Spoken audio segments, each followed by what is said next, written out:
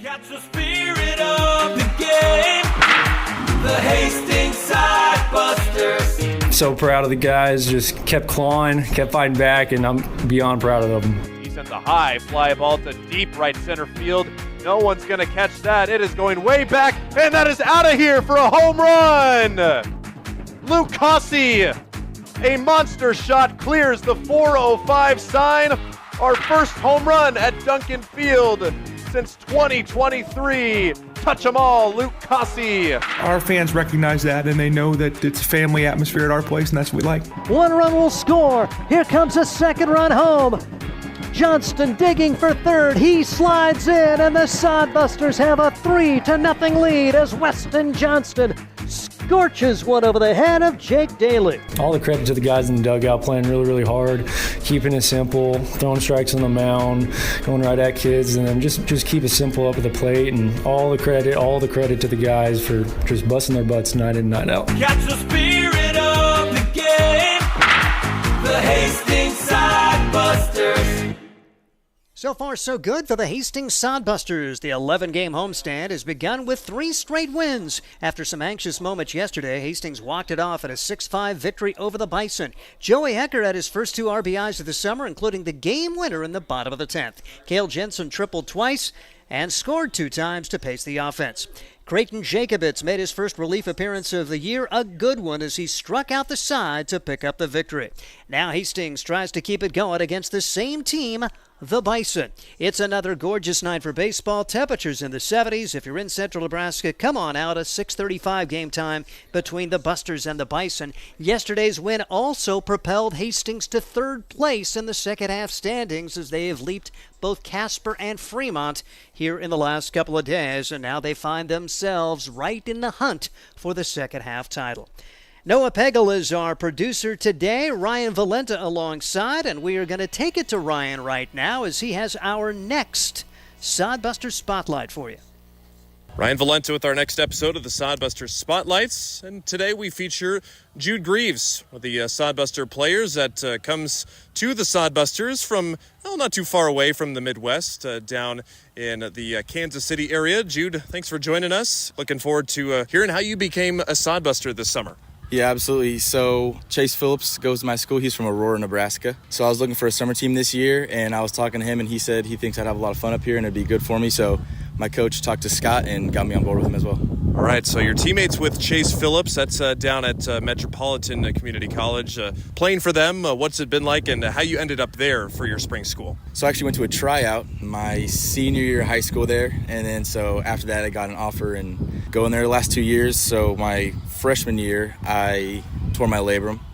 And then this last year, about a week before the season, went to catch a pop fly. Actually, Chase Phillips hit it and broke my right ring finger, clean in half, compound fracture, middle practice. So this is really kind of the first long stretch of games that I've been able to play in the last almost 2 years, really. So it's been a lot of fun. It's been nice. Well, that's good to know. We saw that, because I think it said you didn't play this past spring, but you played a couple of games in the year before. So do you still have another year at Metro then, because you've had some injuries? Do you get some extra time there? What's that look like? Yeah, I'll be a redshirt sophomore this year. So I didn't get the redshirt my freshman year because I played a couple too many games, but last year I didn't play it also. I got a redshirt.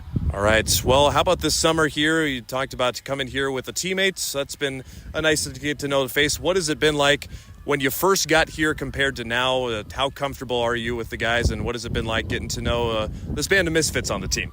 Yeah, it's been really fun. Everyone kind of clicked pretty early. We obviously went on a real good hot winning streak, so that was good for our team chemistry, and ever since then we've just bonded a lot more. A bunch of good friends now. For you personally, what's been your goal this summer? Has that changed at all? Whether that's you want to get more at-bats, improve your time in the field, what does that look like? Yeah, so due to my injuries, I didn't get very many at-bats the last couple of years, so I was trying to get back into it, trying to get my stamina up, catching again. Obviously, it takes a toll on your body, so getting used to that, doing it again, doing it in the heat has been nice.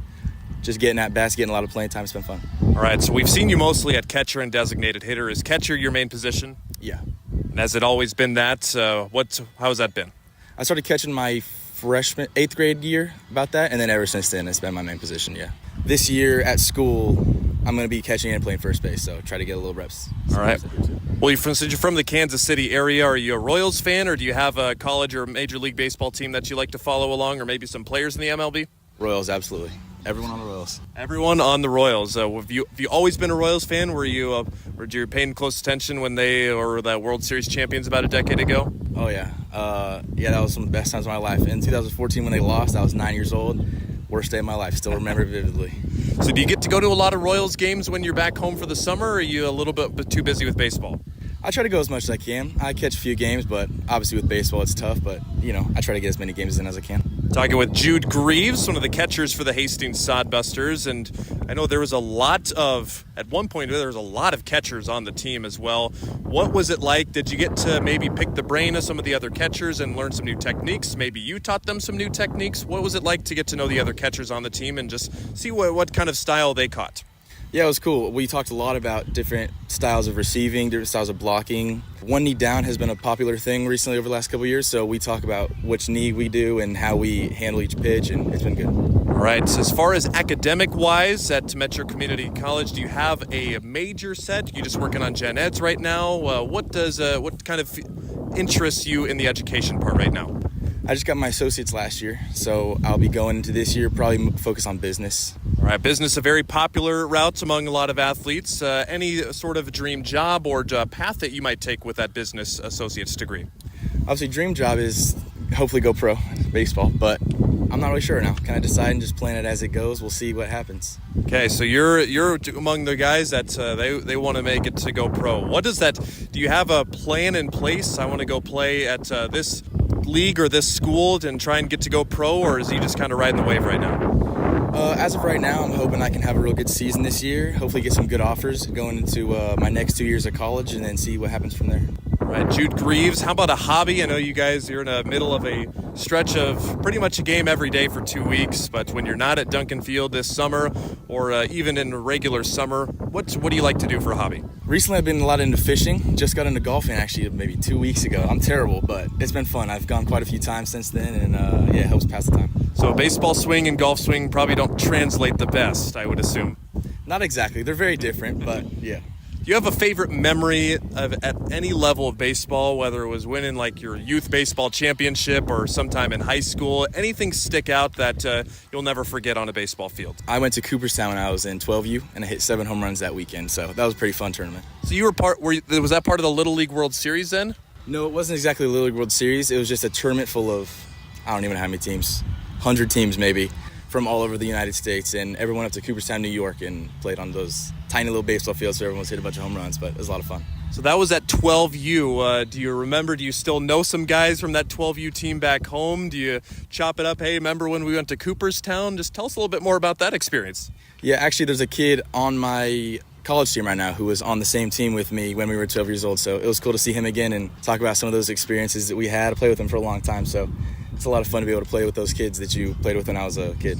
Super neat. Well, one thing I'm curious about too is that the Midwest food. I know there's food to the Kansas City area. Kansas City barbecue is very popular. Do you have a dog in that fight that Kansas City barbecue's the best food in the region, or what's your favorite food? Kansas City barbecue's best food in the whole nation. So what's your favorite post-game meal that the Sodbusters have served this summer? I really liked yesterday's actually. I don't know, it was pasta. Where was it from? Blue Fork Kitchen Blue pasta. Fork. Yeah, that was really good. I love the chicken Alfredo. It was awesome. All right. So are you staying with Chase Phillips with your host family, or who are you staying with this summer? I'm actually married, so me and my wife just have an apartment just down the street, about 5 minutes away. So you guys just rented an apartment for the summer then? Yes. And is she a regular at the games? Can we find her in the stands pretty often? Yeah, she comes every night. She sits on the first base side, about 3 rows up, probably. And so I see the ring on your left finger too. Do you still wear that when you're playing? Yep, it's just a little rubber ring, so I can put it under my batting gloves or under my catcher's mitt, and I don't even have to think about it. All right. Any shout-outs you'd like to give to the family back home or the wife, perhaps? Yeah, all of them. I appreciate everyone. It wouldn't be possible without anybody. Everyone helps me a lot over these years, so I appreciate everyone. Jude Greavves, he is a man of lots of interesting features that we now know, and we appreciate him joining us on our latest Sodbusters Spotlight. You can find the rest of them right here on Spotify. Ryan Valenta, we'll see you next time. As the Hastings Sodbusters getting set to go here today against the Bison. Hastings coming in at 24-16. The Bison are 0-13. Let's take it to the field for our national anthem.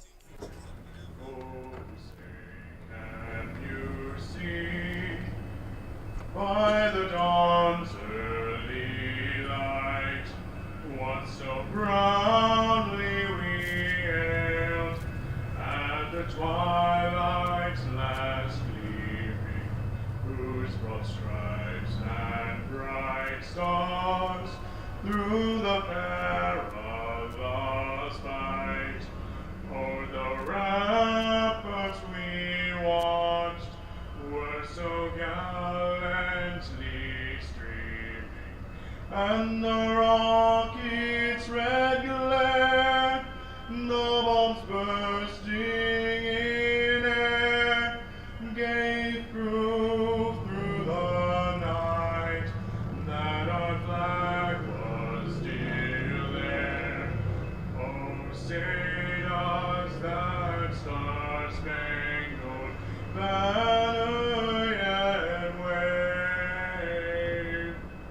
for the land of the free and the home of the brave. Another good rendition of our national anthem in advance of today's matchup between the Sodbusters and the Bison. Starting lineups. First of all, for Hastings, Brady Alexander. He's the DH. It's Joey Hecker playing third. Weston Johnston, the catcher, bats third. And it's Cale Jensen in left field batting fourth. Batting fifth, Tyler Welch at first base. Then it's Jet Hannaford in right field.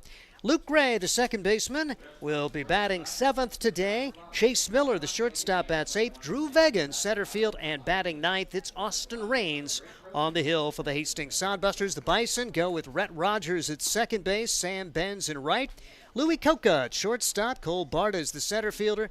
Jaden Santiago doing the catching today. Josh Day in left. Curtis Lindsay, the DH. Remington Hart bats eighth. He's the first baseman. Trey Martin at third and batting ninth. And they will get the start today with River Walters, as he will be the starting pitcher for the Bison today. As we have Ryan Valenta alongside. Welcome to the broadcast. Very good interview with Jude Greavves, and another perfect night for baseball. Temperature at 70 degrees. Hey, I didn't think he could keep just spouting off just casual, interesting things about himself. Oh, yeah, by the way, I went to Cooperstown. Oh, yeah, by the way, I'm married. What? Wow, where was all this, man? Well, it's super cool guy who overcame some adversity, multiple injuries, and how about that freak ring finger accident by his own teammate Chase Phillips. So I wonder how much they give each other grief about that kind of incident. But Jude Greavves, a really good guy, get to know too. He's got the day off today, but looking forward to Austin Raines. A good start for him on the mound. It's going to be his sixth start, his eighth appearance. He's made 3 starts in a row, and obviously hasn't faced the Bison yet since it's just the second game of the season. But been a little bit choppy as of recent for Raines. He was really, really good at the start of the season, but the past couple of starts he's given up at least 4 runs in each, at least in 3 of those games. He's got a 3.46 ERA. Just been last couple of starts have been a little shaky. Just fine, get back on the horse tonight. 2-1 record for him. Stepping in is Rhett Rogers to begin the contest here at Duncan Field. And it's outside for ball 1 ball and no strikes, as we are a couple of minutes early for the broadcast today. Raines wastes no time as he is atop the hill and ready to go. And this is a ball line down the right field line and foul. 1 ball and 1 strike on Rhett Rogers. Rogers out of Avila University. He'll be in his 3rd year up playing for the Eagles. Had 207 games in the spring. He's from Tulsa Union High School in Oklahoma, batting 122 for the summer. He has scored the most runs on this team with 8. Austin Raines brings it home, and this pitch is outside for a ball 2-1. Sodbuster defense, Weston Johnston behind the plate. It's Tyler Welsh at first, Luke Ray at second, the shortstop Chase Miller, Joey Hecker at third base, as Raines brings home the 1-1 pitch, and this one lofted high in the air to right field. Shouldn't be an issue, as coming on and making the grab is Jet Hannaford. He's joined in the outfield by Drew Vega in center and Cale Jensen in left. That's your defensive alignment here at historic Duncan Field. 1 out, nobody on in the first, no score. Always the toughest one to get the first one, but once you do, hopefully you can find yourself in a little bit of a groove. Raines already atop the mound. Like you mentioned, Steve, no time wasted. Sam Benz takes a first pitch strike, no balls and 1 strike. He is the leading hitter at .324, was the starting pitcher to go along with being a DH yesterday. Tied for first on the team with a couple of doubles. He has knocked in 3 and scored 4 times. Here's the pitch. 0-1 way outside. 1 ball and 1 strike. Sam Benz.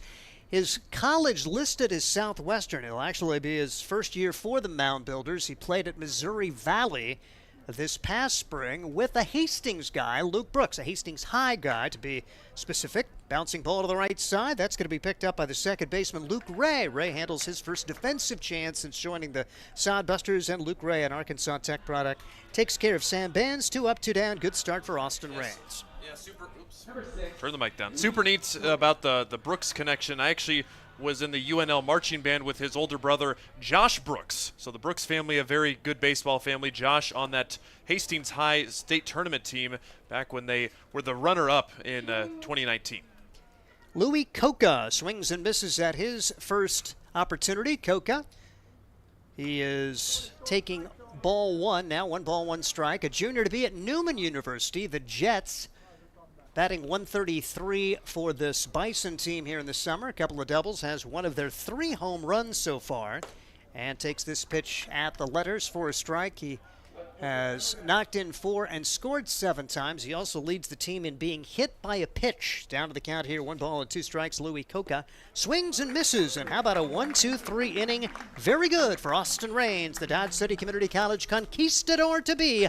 Looking good for the Hastings Sodbusters. We're at the bottom half of inning number 1. No score, and this is Sodbuster Baseball. Hi, I'm a baseball umpire. My job can get pretty stressful. I have to keep my eyes open at all times, and if I don't make the right call, people boo me. So to relax, I visit a Nebraska lottery retailer like this one and buy some scratch tickets. It always calms me down.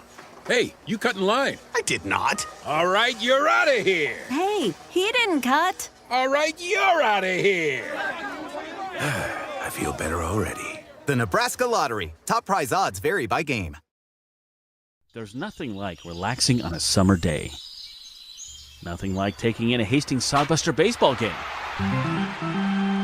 And there's nothing like an ice-cold Pepsi to make the day perfect. Pepsi Cola of Hastings wants to make your nothing like be the best day it can be, whatever the occasion. Enjoy your favorite refreshing Pepsi product throughout the Sodbuster season and make your nothing like memories. Pepsi Cola of Hastings, a proud sponsor of Hastings Sodbuster Baseball. At the bottom half of inning number 1, Alexander, Hecker, and Johnston up there against River Walters. If that name sounds familiar, he was the last guy on the mound yesterday for the Bison and took the loss, working 2/3 of an inning and allowing the game-winning RBI single. Got a couple of outs, was on the verge of sending that baby to the 10th, but Joey Hecker found a way to put a line drive into left field and break the Bison hearts. As River Walters for this summer, now 0-3, a 16.43 ERA, making his 5th appearance as he has now thrown 7 2/3 innings, allowing 18 runs on 22 hits. He struck out 7. He has walked 7. Defensively, it's going to be Jaden Santiago doing the catching once again. Remington Hart at first base. Second baseman Rhett Rogers. At third, it's Trey Martin. And the shortstop, Louis Coca. In left field, Josh Day. The center fielder is Cole Barta, and in right field, Sam Benz. And here comes Brady Alexander doing the DH duties today, still battling a sore arm, so not in the field, although he did come in defensively after pinch running last night, but thankfully didn't have a chance there. As out in the right field, he got to stand and watch Creighton Jacobitz strike out the side of the 10th inning, and he takes a couple of balls here. 2 balls and no strikes, but a nice addition to the Sodbusters. 7 out of 15, 467 since joining Hastings. Takes this pitch inside. He's ahead in the count. 3 balls and no strikes to Brady Alexander, the University of Ohio Bobcat. Hit .265 for them in the spring. 3-0 delivery right in there for strike 1, 3-1. Alexander coming over to the Sodbusters after concluding his time with the Plainsmen, in which he hit 2 home runs and with .305. Bouncing ball to the left side, now 3-2. Scott Galusha's coaching third today as Josh Printer off for a wedding, and Corey Corranda coaching first. We could see Corey in that third base coaching box. Visiting with Scott beforehand, Corey wanted a little bit of chance to kind of do that kind of stuff, so he's going to get a little bit of an opportunity of that today. 3-2 pitch on the way, and this one drilled to center field, but Duncan Field certainly will hold that one. Back a few steps is Cole Barta for the first out here in the bottom half of inning number 1. 409, should say 408 is it 408 or 409? Now I'm confused. 408 to straightaway center, 405 to the alleys, 370 to left, 367 to right. My old eyes almost can't see out there anymore. It's going to get shorter and shorter. That white paint's kind of all blended together. That's right. It's like these green uniforms with the yellow numbers sometimes. My 6s and 8s get really confused. Joey Hecker, third baseman up there now. Moving up to the 2 spot in the batting order after his first multi-hit game for the Sodbusters. Bounces this one foul.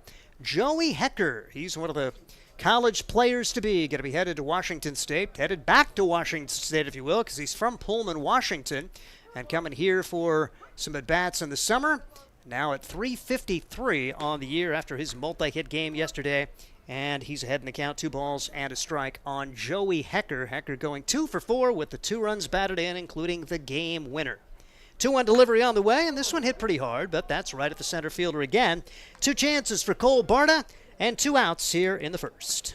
Yeah, they had Barta back in center field, played perfectly there. The wind is coming pretty much straight in from center field tonight. It isn't blowing maybe as hard as we're used to seeing, but the Bison center fielder knew where the guys were going to hit it almost the first couple. And if you are in central Nebraska and want to come out, maybe bring a jacket. It's 70 degrees at game time. Weird to say that this time of July as the pitch misses to Weston Johnston. Leads the team in most offensive categories, 333 coming into today. And the 1-0 delivery on the way. Hits this one hard. It's off the glove of the third baseman and into left field. A hot shot, and Trey Martin couldn't pick it up. And the Sodbusters have their initial base runner with 2 outs in the first and a scoreless game. I'll have to give Trey Martin a little bit of a break at third base. After all, he is a player coach, and this is the first time that he is appearing in the field tonight. He has just been a pitcher for a couple of games, so the Bison are calling on their player coach to play the field for the first time. Bouncing ball, that's right to the first baseman is Cale Jensen. First pitch swinging, and grabbing it is Remington Hart. He'll step on the bag, so the 2-out base runner does not come home to roost. The error will not pay dividends. No runs, no hits, 1 error, and 1 man left. We're to the second inning. No score. This is Sodbuster Baseball. Hastings Sodbusters baseball's in full swing, bringing you another fun-filled summer of high-level collegiate wood-bat baseball at historic Duncan Field. A great way to spend a summer evening with your families at a Sodbusters baseball game. Go online to HastingsSodbusters.com for their home game schedule or to purchase tickets. Hastings Sodbusters baseball. It's a hit. Got the spirit of the game. The Hastings Sodbusters. Let's face it, we move our bodies around a lot. And sometimes things happen. A tweak, twist, pull, strain, ache, or pain. At Fisk Chiropractic and Sports Care, their goal is to restore your mobility, keep you moving, and ensure your rehabilitation is effective, efficient, and stress-free. Do you suffer from headaches and neck pain, lower back or sciatica? Call Fisk Chiropractic and Sports Care today.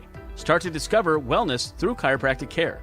FiskChiropracticSportsClinic.com. Start feeling better now. At inning number 2, the Hastings Sodbusters and the Bison are all knotted up at 0 in a crisply played first inning, a little bit different than yesterday. Like 150 pitches thrown, it felt like, through the first 3.5 innings of yesterday's game. 2 pitchers combined for 24 pitches thrown, and the only base runner was reaching on an error. As the Bison will have Barta, Santiago, and Day up there against Austin Raines as he threw 11 pitches in that first frame and struck out 1. Austin Raines, cool story. He's out of Texas, moved to Galveston to play at Ball High School. So got a chance to play in the Houston area and against all that good competition, and drew some college interest, and is going to be playing in the Jayhawk Conference in Kansas for Dodge City. Here's Cole Barta taking high for a ball. Cole Barta, one of their better players, who saw him make a great play in left field yesterday. He's handled both chances in center field today, up to 250 now after a 1-for-3 day, and he knocked in a run and pounds this one foul. 1 ball and 1 strike on Cole Barta. It'll be in his 3rd year at Minot State up in North Dakota, the Beavers.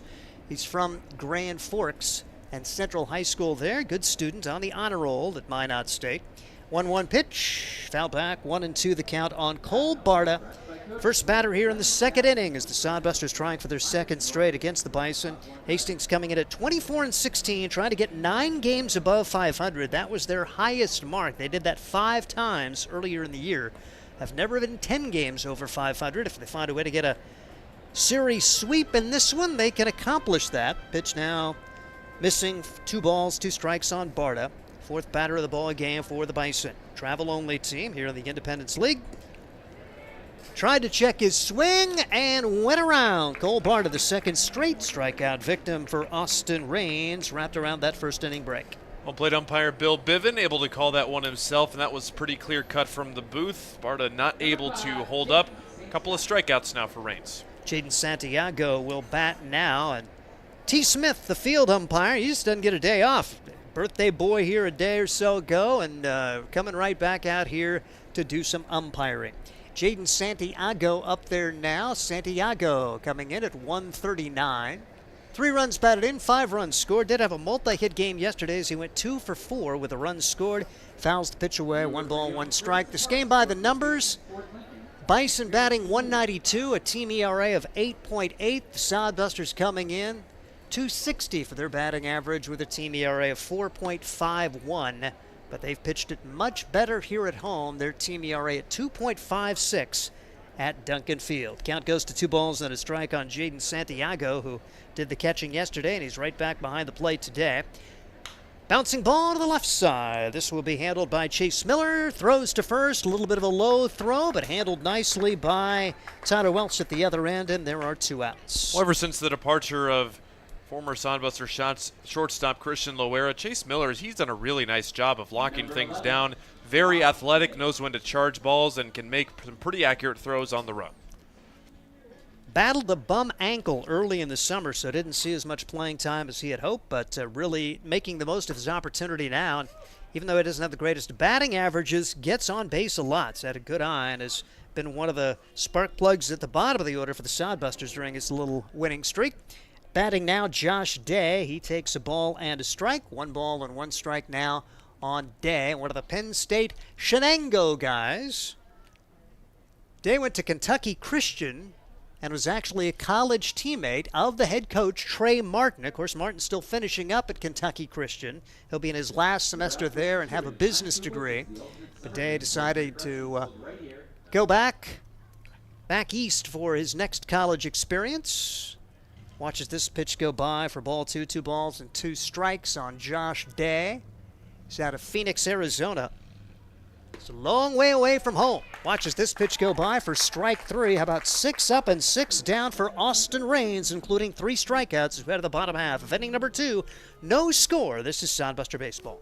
At Hastings College, we celebrate all the ways you shine. From more than 20 athletic teams to band, choir, theater, and art, plus esports, creative writing, speech, and media. Join in to earn a scholarship and find your people, the friends you'll hang out and have fun with. It's what makes Hastings great. So check out Hastings College, where your experience matters, in the classroom and in the activities you love to do. Visit us at hastings.edu. CPAs is your locally owned, full-service accounting firm. Our team of professionals have years of accounting experience and focus on building in-depth relationships with our clients. Our comprehensive and customized solutions are tailored to your specific needs. We pride ourselves in our commitment to integrity, objectivity, and professionalism. At Core CPAs, we provide tax services, payroll, bookkeeping, assurance and financial reporting, and much more. Visit our website at corecpas.us. Out of the bottom half of inning number 2, it'll be Welsh, Hannaford, and Ray up there against River Walters. Walters pitched it really well in the first inning against the Hastings Sodbusters. Again, River was the last pitcher. Tough luck loser as he was on the verge of getting out of things, but a solid shot off the bat of Joey Hecker, scoring Jude Greavves from third base to walk it off in the 10th inning. Of course, you have that free runner at second base to begin the inning, so that's exactly what the tiebreaker rule designed for, where you can get a win with 1 hit. Here comes Tyler Welsh. Welsh seems to be seeing the ball better as this summer progresses. Batting average up to 180. He had his first career Sodbuster triple, 3 doubles, 11 runs batted in, and 10 runs scored. To seed time at both corner infield spots and as the DH. Takes a ball and a strike here. against River Walters. You like Walters' tempo, too. He, much like Austin Raines, doesn't mess around, gets on the top of the hill and throws it. Again, his head coach, Trey Martin, is the third baseman today for the Bison. Player coach. Bouncing ball to the left side. The shortstop has got it. The set, the throw to first in time. Well played by Louis Coca. There's one out here in inning number 2. Here's Jet Hannaford for the Hastings Sodbusters. Hastings a little bit short-handed on their position players. Watching the pregame festivities, the starting lineup, they had 2 guys lining up next to the head coach, Scott Galusha. A bunch of pitchers, which I guess if you had to choose, you'd rather have too many pitchers this time of year. Jet Hannaford lays down a bunt. This is a beauty on the third base side. No chance. The throw will be way late. And Jet Hannaford, who's been scuffling a little bit at the plate, that's a way to get him going. 264 coming into today, an 0 for 4 day yesterday against the Bison, and a perfectly placed infield single on the third base side. Benny and the Jet Hannaford right there. That's what his specialty is, speed. Parents knew what they were doing when giving Jet his name, and definitely a candidate to try and run wild on the base pass now. Here comes Luke Ray getting his first start at second base for the Hastings Sodbusters since joining the team. He had an at-bat earlier in the season, but just joining a few games back. And Luke Ray, the former Sodbuster, an Arkansas Tech guy. He hit 200 for the Sodbusters last year with 3 doubles, 10 runs batted in, 18 runs scored, some decent speed. He's 5 for 5 in stolen bases was a year ago, and can pitch as well. 0-1 delivery on the way. This one is a bouncer to the right side, and that is going to be a foul ball. Late call there. I kind of wondered, is it foul or is it fair? And I think the Sodbusters would prefer a foul ball. See if Jet Hannaford can get in motion here and steal a base and get into scoring position. Yeah, he'd love to do it on an 0-2 count, but good to have Luke back, and he was also busy for Arkansas Tech in his senior season. Played in almost all games, 52 of them, and had 49 hits. It's good to have Luke Ray, an experienced college player, for the stretch run here for the Hastings Sodbusters. Runner goes. The pitch is bounced to the right side. Knocked down by the second baseman. The throw to first. Safe. What a great effort for Rhett Rogers. He was going over to take the throw as Hannaford was off with a pitch, put on the brakes, made a diving stop, and by the time he got to his feet, Luke Ray had beat it out. Good play all the way around, and Hastings has first and second and only 1 out in a scoreless game. Perfect call from Scott Galusha in the coach's box down third base, calling the steal on the 0-2. A lot of pitchers, they don't want to throw a strike 0-2, which makes it harder for the catcher. Luke Ray alleviated any sort of that problem. Here is a bunt attempt for Chase Miller. It is going to hit. It is going to roll foul as the third baseman and catcher got together. Good decision there for Trey Martin to let it go as he had a moment there with Jaden Santiago, and it's going to be an 0-1 count now on Chase Miller. Yeah, I think he was ready to field that, was Trey Martin, and somebody was probably screaming at him, "Let it go! That's going to be foul," and good thing he did. Otherwise, that would have been a base hit. You know it wasn't his coach. Because he is the coach. It's a weird dynamic when you're the player coach. I mean, if you're having a bad game, do you take yourself out? Do you berate yourself? It's a weird dynamic. Runners at first and second. We'll see if the bunt is still on. Miller does square. He'll get it down this time. It's going to be picked up by the pitcher. The throw to first in time. Sacrifice complete, and it's a good thing that they didn't try to go to third because there was nobody covering third base. And Jet Hannaford, with his speed, he kind of had a notion to go on home, but thought better of it as there are 2 outs now and 2 in scoring position for Drew Vega. Got the bunt successful down, and now what's great is you have Drew Vega coming up in the 9 hole, and you basically got a leadoff hitter in the 1 and 9 hole, so perfect guy you want up right here. And River Walters trying to get out of this second inning with no damage done. Line drive, center field. Barta comes on and makes the catch. There's been a good outfield play here by this Bison team over the first 2 games of the series, and the Sodbusters are turned away. No runs, 2 hits, 2 left. We head to the third. We'll hear from Ryan when we come back. A scoreless game, and this is Sodbuster Baseball. Blue Fork Kitchen features elevated comfort food in a family-friendly, fast casual environment. With a full menu, you can sit down for a nice meal or order online for pickup. From salads and wraps to burgers and steaks, Blue Fork Kitchen has your kind of food. Open Tuesday through Thursday, 11 to 9 p.m., and Friday and Saturday, 11 to 10 p.m., with a special brunch buffet Sunday from 9 to 2 p.m. Blue Fork Kitchen is located in the Cimarron Plaza, 38th and Osborne Drive in Hastings. Like them on Facebook. Make your next pit stop at the Coach's Corner, a friendly staff and a deep lineup of snacks. You can find Coach's Corner in North Hastings on Osborne Drive East. More than just a gas station, Coach's Corner is the place to get delicious pizza made fresh for you and your family. Don't take our word for it. It's so good it'll be featured at selected Sodbuster home games this season. For a convenient and clean experience, be sure to check out the new convenience store in North Hastings, Coach's Corner. That last line drive off the bat of Drew Vega at 90 miles an hour, but it was too fast as it got out to Cole Barta. He was able to make the catch to end the inning. Our Flight Scope stats brought to you by Eagle Distributing. We take you to the third inning of a scoreless ball game, and here is Ryan Valenta. Thank you, Steve. Pleasure to be with you on this, well, gloomy Thursday evening. However, even though the skies look ominous, there is no weather in the area, so it's just an overcast evening. And a pretty good one as well. No AC blowing in the booth. The windows are open. It's perfect weather here for Thursday night baseball. It has been 6 ups and 6 down so far for Austin Raines. Curtis Lindsay is the first batter for the Bison in this third inning. 7, 8, and 9 coming up. Curtis Lindsay, Scott Galusha, general manager co-owner, and today's coach. We are starting off this series, said that this is one of their dudes, probably one of their best players on the team. He's a Las Vegas native, down in the count 0-2.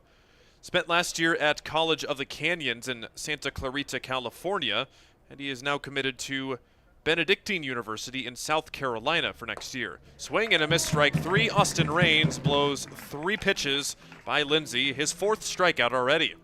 Love Raines' approach, and he is just flat going after him. He's struck out 4 of the last 5 in the Bison lineup. So Austin Raines off to an excellent start, and now it's Remington Hart. He was last night's beer batter, and he foul tips that into the glove of Weston Johnston for strike 1. Hart last night had a double, struck out twice as well, and scored a run. The wind and the delivery, shaves off the outside corner, strike 2. Sodbusters looking for win number 5 in a row, and that would get them back to what Steve mentioned, 9 games above 500. And such an important second half race. It is still anybody's second half. Sodbusters keep winning. The problem is most of the other teams keep winning too. Fouled out of play. Milwaukee was victorious last night. So they're now still ahead of everybody at 11-5. Casper right behind them at 10-5. Breaking ball popped up. Foul territory, Joey Hecker in foul ground. Not quite, and it drops foul. So it will be a loud foul ball, and Remington Hart will get another swing. Hart from Warren, Ohio, another one of the Penn State Shenango guys. I feel like Shenango is a fancy type of root beer somewhere out there. Barkeep will have your finest Shenango, please. Or something of that nature.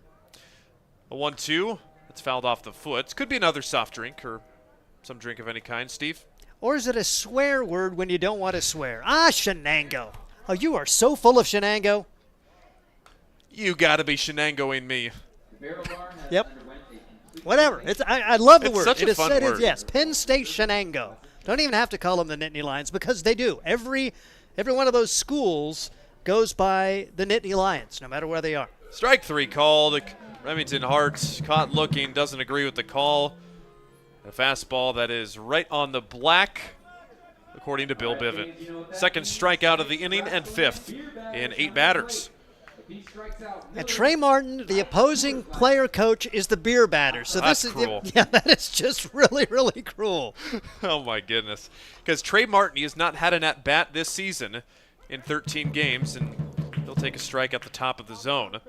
Trey Martin, the player coach out of Versailles, Kentucky, just finished up his redshirt season redshirt junior season at Kentucky Christian. Soft line drive to first. Tyler Welsh picks it up, races to the bag, and he gets the outs. No beer batter strikeout, but that is 9 up and 9 down for Austin Raines. Excellent first 3 innings for him, and the Sodbusters still looking to break the ice when we return in the third from Duncan. Hi, I'm a baseball umpire. My job can get pretty stressful. I have to keep my eyes open at all times, and if I don't make the right call, people boo me. So to relax, I visit a Nebraska lottery retailer like this one and buy some scratch tickets. It always calms me down. Hey, you cut in line. I did not. All right, you're out of here. Hey, he didn't cut. All right, you're out of here. I feel better already. The Nebraska Lottery. Top prize odds vary by game. There's nothing like relaxing on a summer day. Nothing like taking in a Hastings Sodbuster baseball game.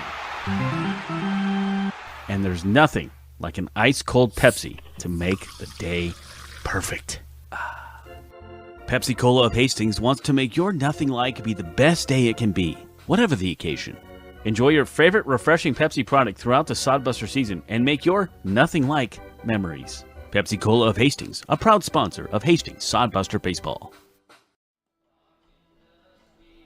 Quickly moving game as we are already in the bottom of the third inning. Couple of hits for the Sodbusters. Nothing yet for the Bison, and it's going to be top of the order coming up here in the bottom of the third. Brady Alexander, Joey Hecker, Weston Johnston, as it is still River Walters on the mound for the Bison. Got into some trouble in the second, had second and third with 2 outs, but nobody able to come home. Popped up into center field. That's actually carrying pretty well, but the spacious confines of Duncan Field hold it. And another fly ball out. That's already 4 fly balls to center field in the first 10 batters. Cole Barney getting a workout. He was the starting left fielder today. And if you're going to play outfield, this is a perfect day to do it at Duncan Field. It's overcast. You don't have to deal with the sun at all. Nice weather. River Walters isn't throwing the hardest. Swing and a miss by Joey Hecker at the plate. Walters about 78 to 79, so he's about average. And the slider is his secondary pitch at around 72 miles an hour, and there it was. The breaking ball finds the inside corner of the zone for strike 2. Joey Hecker, last night's walk-off hero, with a pair of base hits, the final one coming in the bottom of the 10th. Look out, Sodbuster dugout. That one bounces over the heads of everyone. And the foul ball into the dugout keeps it an 0-2 count. Joey Hecker 0 for 1, flew out to center in the first. Just a bit high, 1-2. A little bit more of a sparse crowd tonight at Duncan Field with the little bit cooler of temperatures. It was even so cool today that the Hastings Aqua Court, or the pool, closed down early in the day. Joey Hecker waves and misses at the high fastball, and that's 2 up and 2 down for River Walters. Walters looking really good. He's a Bismarck State Mystic. They went 29 and 24. 2-year school up in Bismarck, North Dakota. The Beavers, they're Mystic all right. Out of play for strike 1 to Weston Johnston. He got yesterday off, but in Tuesday's game against the Prospects, he was 0 for 5, but did drive in a run. Look out, that one head hunting there. Johnston able to get out of the way. Team lead with .330 batting average, 38 hits, 6 doubles, 4 triples, and 30 ribbies. Fouled down the line, and it's 1 ball and 2 strikes. Scott DeLucia did not go after that at all. What the heck, Scott? Yeah. Now, Josh Prenner would have, made a dive over there 30 years ago. May have seen Scott try that as well. He's in a black uniform down there. We usually see Corey in white and Josh in green. Johnston puts a drive into left center field, going over his Barta, and the center fielder makes another catch, and both teams go up and down in order in the third. We're already a third of the way home here at Duncan, and we go to the fourth right after this. Hastings Sodbusters baseball's in full swing, bringing you another fun-filled summer of high-level collegiate wood bat baseball at historic Duncan Field. A great way to spend a summer evening with your families at a Sodbusters baseball game. Go online to HastingsSodbusters.com for their home game schedule or to purchase tickets. Hastings Sodbusters Baseball. It's a hit. Got the spirit of the game. The Hastings Sodbusters. Let's face it, we move our bodies around a lot. And sometimes things happen. A tweak, twist, pull, strain, ache, or pain. At Fisk Chiropractic and Sports Care, their goal is to restore your mobility, keep you moving, and ensure your rehabilitation is effective, efficient, and stress-free. Do you suffer from headaches and neck pain, lower back or sciatica? Call Fisk Chiropractic and Sports Care today. Start to discover wellness through chiropractic care. Fisk Chiropractic Sports Clinic.com. Start feeling better now. Fast-moving game. We are just half an hour into game time, and we're a third of the way there, so my goodness, Steve, we're on pace for an hour-and-a-half game if this one keeps going. Of course, somebody's going to have to score a run eventually, and we know there's a hiccup of an inning bound to happen somewhere, but so far, very nicely played for both teams. Top of the order coming up for the Bison. I'm staying till 10:30 anyway. We're just used to being here till then, so Yep. we'll figure out something to do after it's all over. No, I would be okay with that. Really crisply played game, good defense both sides. Had the one little error on the player coach, get him out of there. But really, it's fun baseball so far, and I love games like this where the pitchers come out, throw strikes, let your defense do the job. It's been a good Duncan Field game. Fourth game in 7 days in a row for the Hastings Sodbusters. They'll finish off series against the Bison tomorrow night. That's hit out to right field, hanging up there for Jet Hannaford. That's Rhett Rogers going after the first pitch, and for the second time in as many at-bats, he flies out to right.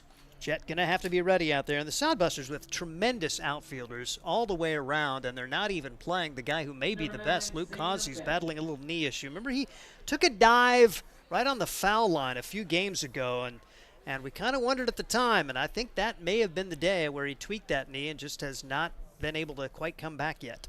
Yeah, some of those knee ailments, they linger for a while. Ball one outside to Sam Benz. Yeah, Luke Causey, he hasn't played now in over 10 days. But the Sodbusters have been able to find the right guys to take his place. Benz takes inside. Sam Benz, last night's pitcher and designated hitter to start things off, and he leads the team now with a .324 batting average after he had a multi-hit game last night. Pitch outside. Raines has worked him 3-0. Benz 0 for 1, grounded to second. Back in the first. The 3-0 is not close. And that's ball four, the first base runner of the night for the Bison. There goes the perfect game. Really don't know where that came from. I do not think he'd had a 3-ball count up to this point. I think he was just pretty well rolling along, and so hopefully he can lock it back in to the 3 and 4 hitters. Sam Ben's a little bit more patient this time. He only saw 3 pitches before he grounded out his last at-bat. That's cracked into center field, but it is right at Drew Vega. Didn't have to move very much, and my goodness, Louis Coca smoked that baseball right on the screws, but he is sent back to the dugout for out number 2. For a moment, I thought it was Vega took about 1 step in, then about 2 steps back, and sometimes those balls right at you are the toughest. And Drew's still learning the center field spot. Such a good second baseman, but wanting to find a way to get into that Arkansas Tech lineup and may have an opportunity in the outfield. Here is Cole Barta, the center fielder, who has been busy for the Bison so far. First pitch zipped in there for ball 1. Throwback to first, close but safe. Want to keep an eye on Sam Benz. He's tried to steal 3 times this year, but he's only been successful once. He was caught stealing last night. And that was the only attempt the Bison made on any Sodbuster pitcher to try and steal. 1-0, right there, strike 1. And hats off to Jude Greavves, because I thought Benz had a pretty good lead and jump yesterday, and Greavves gunned him down. Perfect throw. There's Weston Johnston behind the plate tonight. Runner not going. Pitch a strike on the outside corner. Sodbuster catchers have thrown out 8 would-be base stealers in 52 tries this summer. Johnston has the bulk of them. He's thrown out 4 runners. And there it goes. Pitch a ball. The throw from Johnston on the money. The tag applied. They got him. Weston Johnston cuts down his 5th runner of the year. Sam Benz caught stealing for the 2nd night in a row. So it ends up being the minimum faced through the top of the 4th inning. And we go to the bottom of the 4th. We're still scoreless. At Hastings College, we celebrate all the ways you shine. From more than 20 athletic teams to band, choir, theater, and art, plus esports, creative writing, speech, and media. Join in to earn a scholarship and find your people, the friends you'll hang out and have fun with. It's what makes Hastings great. So check out Hastings College, where your experience matters, in the classroom and in the activities you love to do. Visit us at hastings.edu.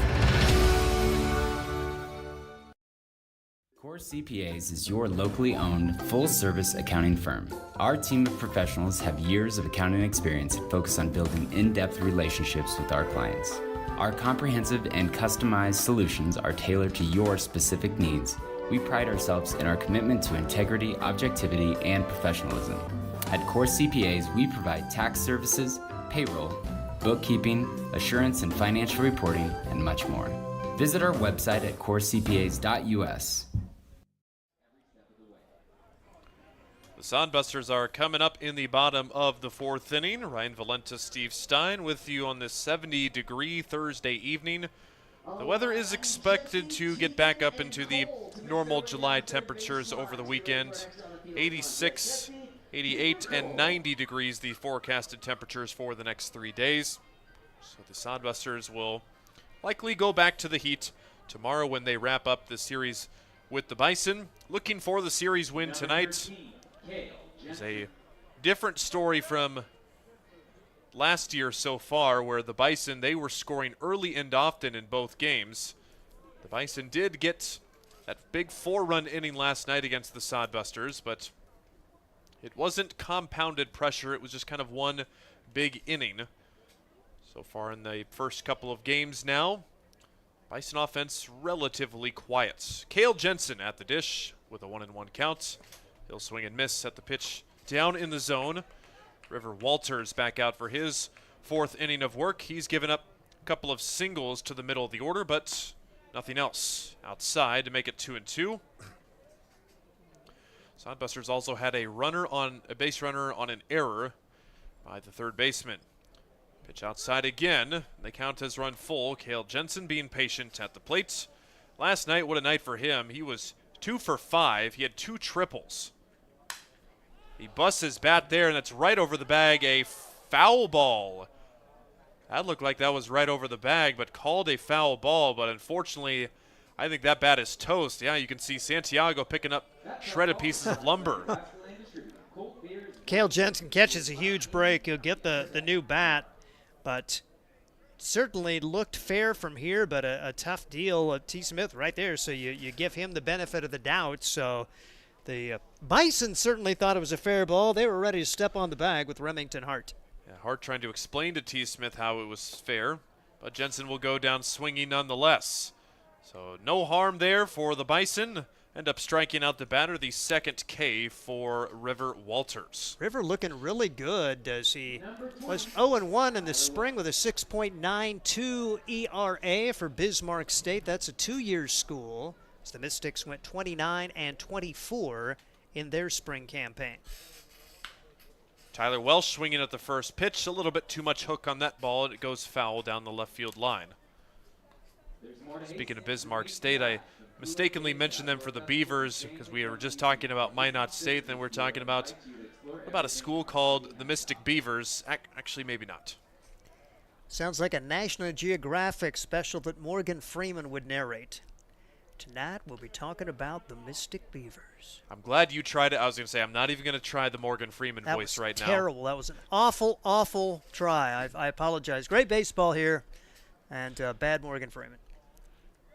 It is moving along here. River Walters, as we mentioned, he was the losing pitcher last night as kind of a tough luck loser, as extra inning rules. The last out of the 9th inning goes on second base, so all it took was a sacrifice fly and a base hit, as Walters ended up giving up the game-winning run, but he is cruising along here in the 4th. Welsh early on the breaking ball and fouls it off again. Tyler Welsh just graduating from Hastings College. He'll be headed back to his hometown of Tucson, Arizona after the summer and trying to get into the real estate business. The 1-2 just missing for ball 2. Santiago tried to frame it behind the plates. Flight scope liked that pitch.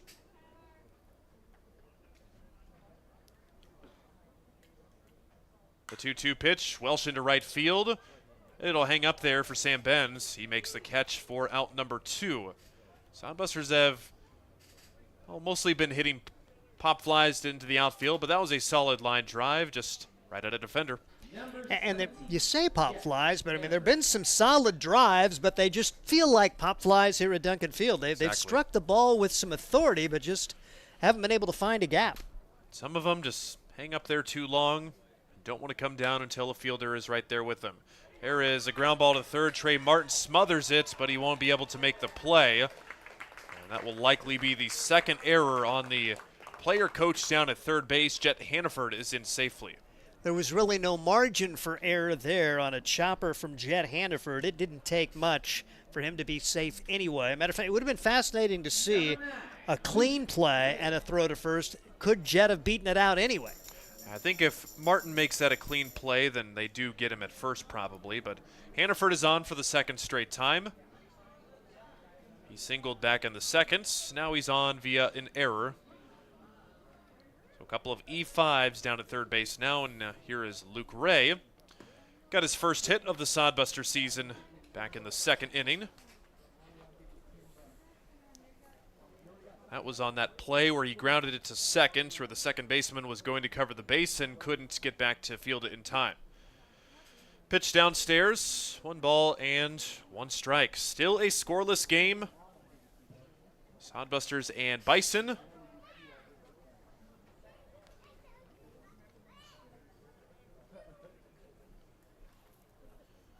Walters taking a long look in, now has his sign. And there goes Hannaford. Pitch is called a strike. Throw down to second is just a bit late. Hannaford in safely with the stolen base. Jaden Santiago not able to throw him out. And for Jet Hannaford, his 11th stolen bag of the season. He's now in scoring position, but Luke Ray down to his last strike with 2 outs here in the 4th. River Walters' delivery. Check swing did not go. And a good take by Luke Ray to leave it down there for ball 2.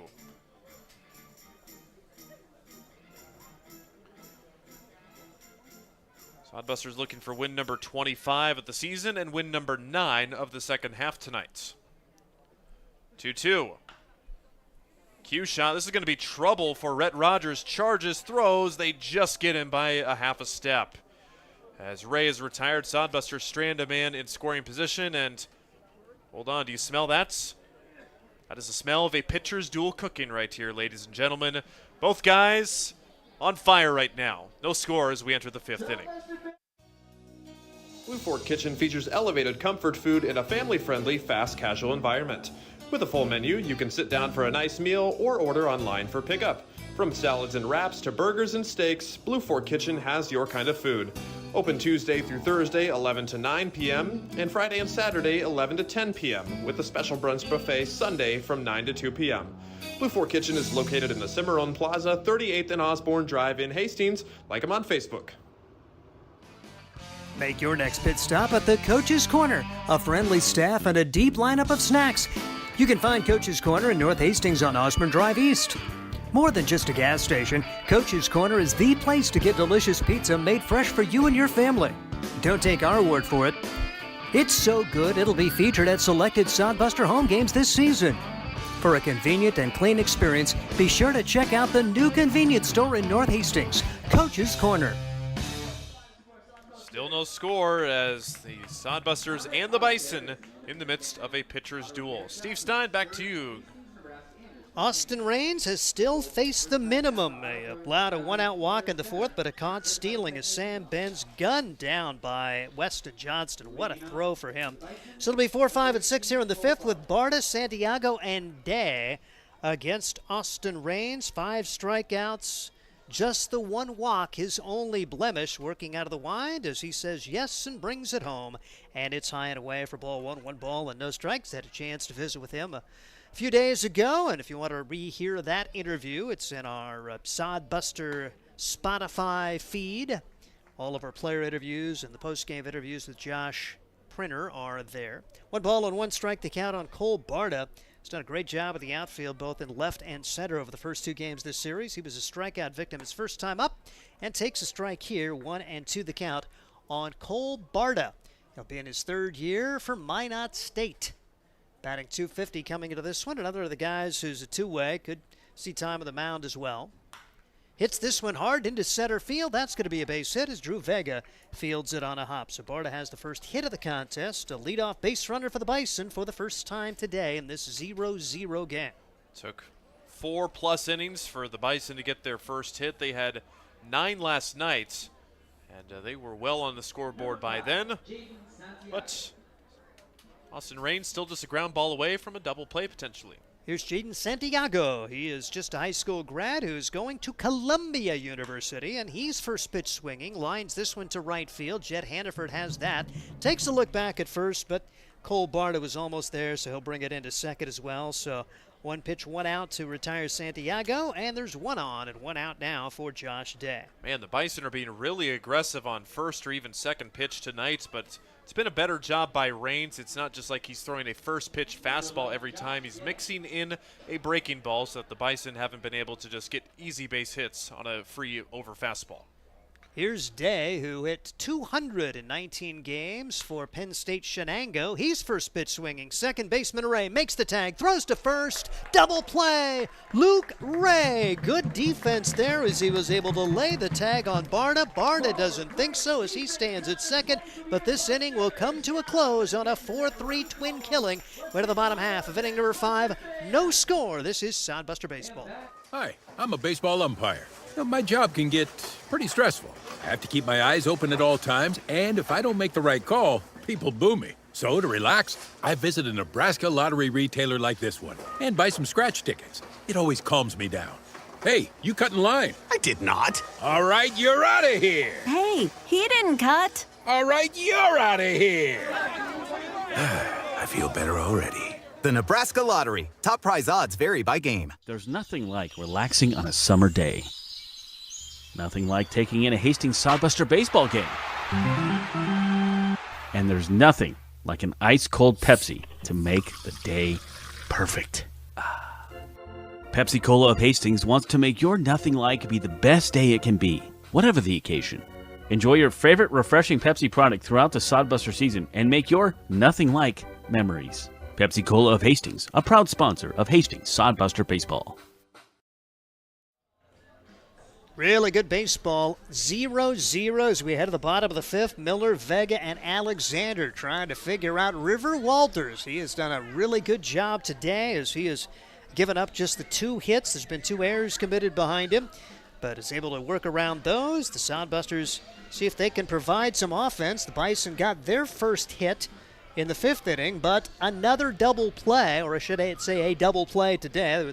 Had several double plays during this series so far, and have had a caught stealing as well. So Austin Raines still has faced the minimum through 5 innings for the Hastings Sodbusters. Well, bizarre because the Bison, they lined or grounded into 3 double plays last night. So they've got 2 tonight.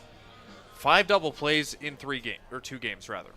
And here comes Chase Miller. Miller watches this one go by for ball 1. 1 ball and no strikes on Chase Miller, the Saginaw Valley State Cardinal. He's from Walkerton, Indiana. And you think, I don't know my geography well enough. Think Indiana and Michigan, how close is that? He's only about a 4-hour drive from Indiana, from his hometown to Saginaw Valley State. Lines this one back up the middle, and Chase Miller, leadoff batter aboard here in the 5th for the Hastings Sodbusters, looking to get on the board of a scoreless contest. Yeah, glad he is healthy now because you mentioned his bum ankle that had kind of hindered him at the start of the season, but Miller, he is picking up where the former starting shortstop left off. And correction, I'd said there was 2 double plays tonight. There was just 1. So just the 4 total. Here's Drew Vega now, lined out to center field. His first time up, hit it right on the button as the Sodbusters had an opportunity there in the second, but just couldn't come through with 2 outs. And here's the pitch. It's back to the screen. Miller will take second base. He's in scoring position, makes the big turn there, and will stay as you saw the third baseman, Trey Martin, come off, and then he had to retreat back. So the bunt was on to begin. Now we'll see what happens here with a runner at second base and 1 man out. It looks like maybe the screen or the bunt shown by Vega might have screened Santiago, the catcher, just a little bit, because that looked like it should have been a catchable ball for him.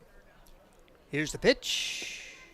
Good off-speeder right on the inside corner. 1-1. So runner at second, nobody out. Scott Galusha flashing the signs. Corey Caranda coaching over at first. The Sodbusters trying to break on top in what's been a very well-pitched, well-played game.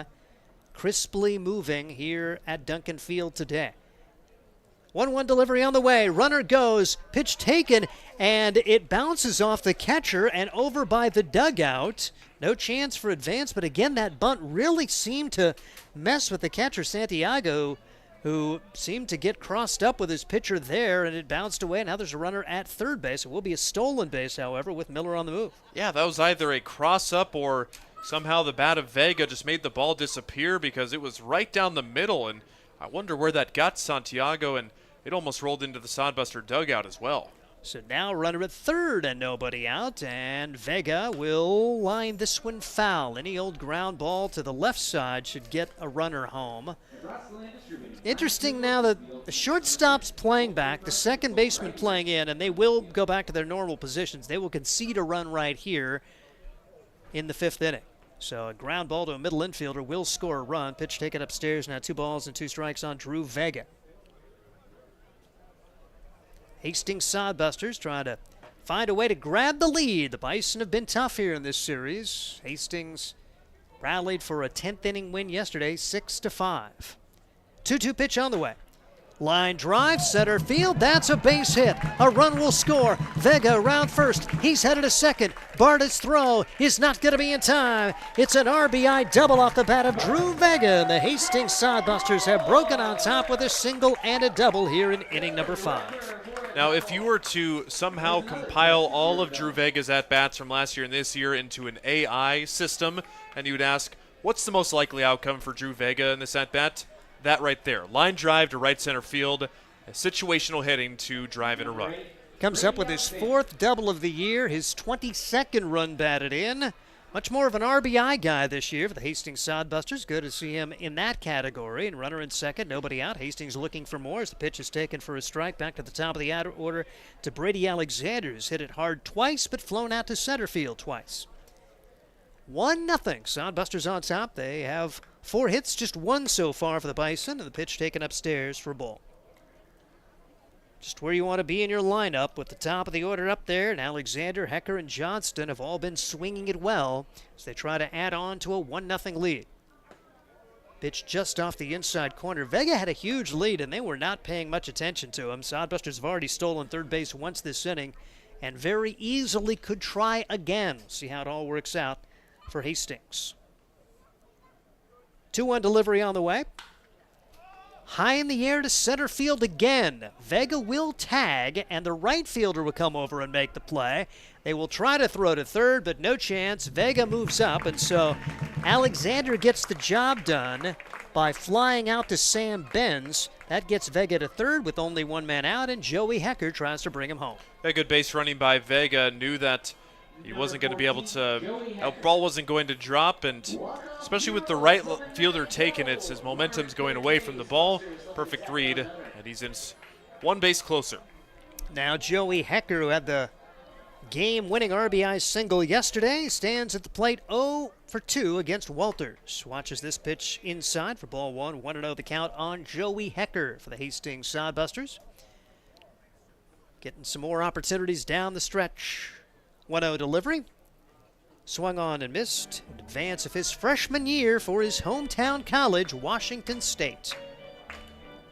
Kind of a Washington feel today. More of a Seattle feel, though, with an overcast day. Not quite like Western Washington as the pitch swung on and foul tipped into the glove of Santiago for strike 2. 1-2 the count, runner at third. And 1 out, 1 run home here in the 5th. 1-2 delivery, taken high, back pick. And Vega back in under the tag of Trey Martin. 2-2 now on Joey Hecker. 1 run, 4 hits for the Sodbusters. No runs, 1 hit, 2 errors for the Bison. 2-2 delivery. Called strike 3, and that is a large second out there. So Hecker is gone, and Weston Johnston tries to pick up his team with a 2-out hit to get Vega home from third. Weston Johnston, leading RBI producer for this Hastings team this year. 30 runs batted in, also leads the team in runs scored. He's got 6 doubles to lead the team, tied for first with 4 triples, and swings and misses at 1 way out of the zone. 1 ball and no strikes on Weston Johnston for the Hastings Sodbusters. Also one of the 3 guys who's played in 32 games to lead the team in that category. Swing and a miss at another one that was out of the zone, and if I'm River Walters, I'd dial that baby up again. If it ain't broke, don't fix it. I would do the same. 0-2 pitch, and Johnston has not looked good on either one of them. And Walters will bring it home. Instead goes with the high heat, and it goes to 1 ball and 2 strikes. Johnston, Drew Vega, and Jet Hannaford, the 3 guys who have played in 32 games for the Hastings Sodbusters this year.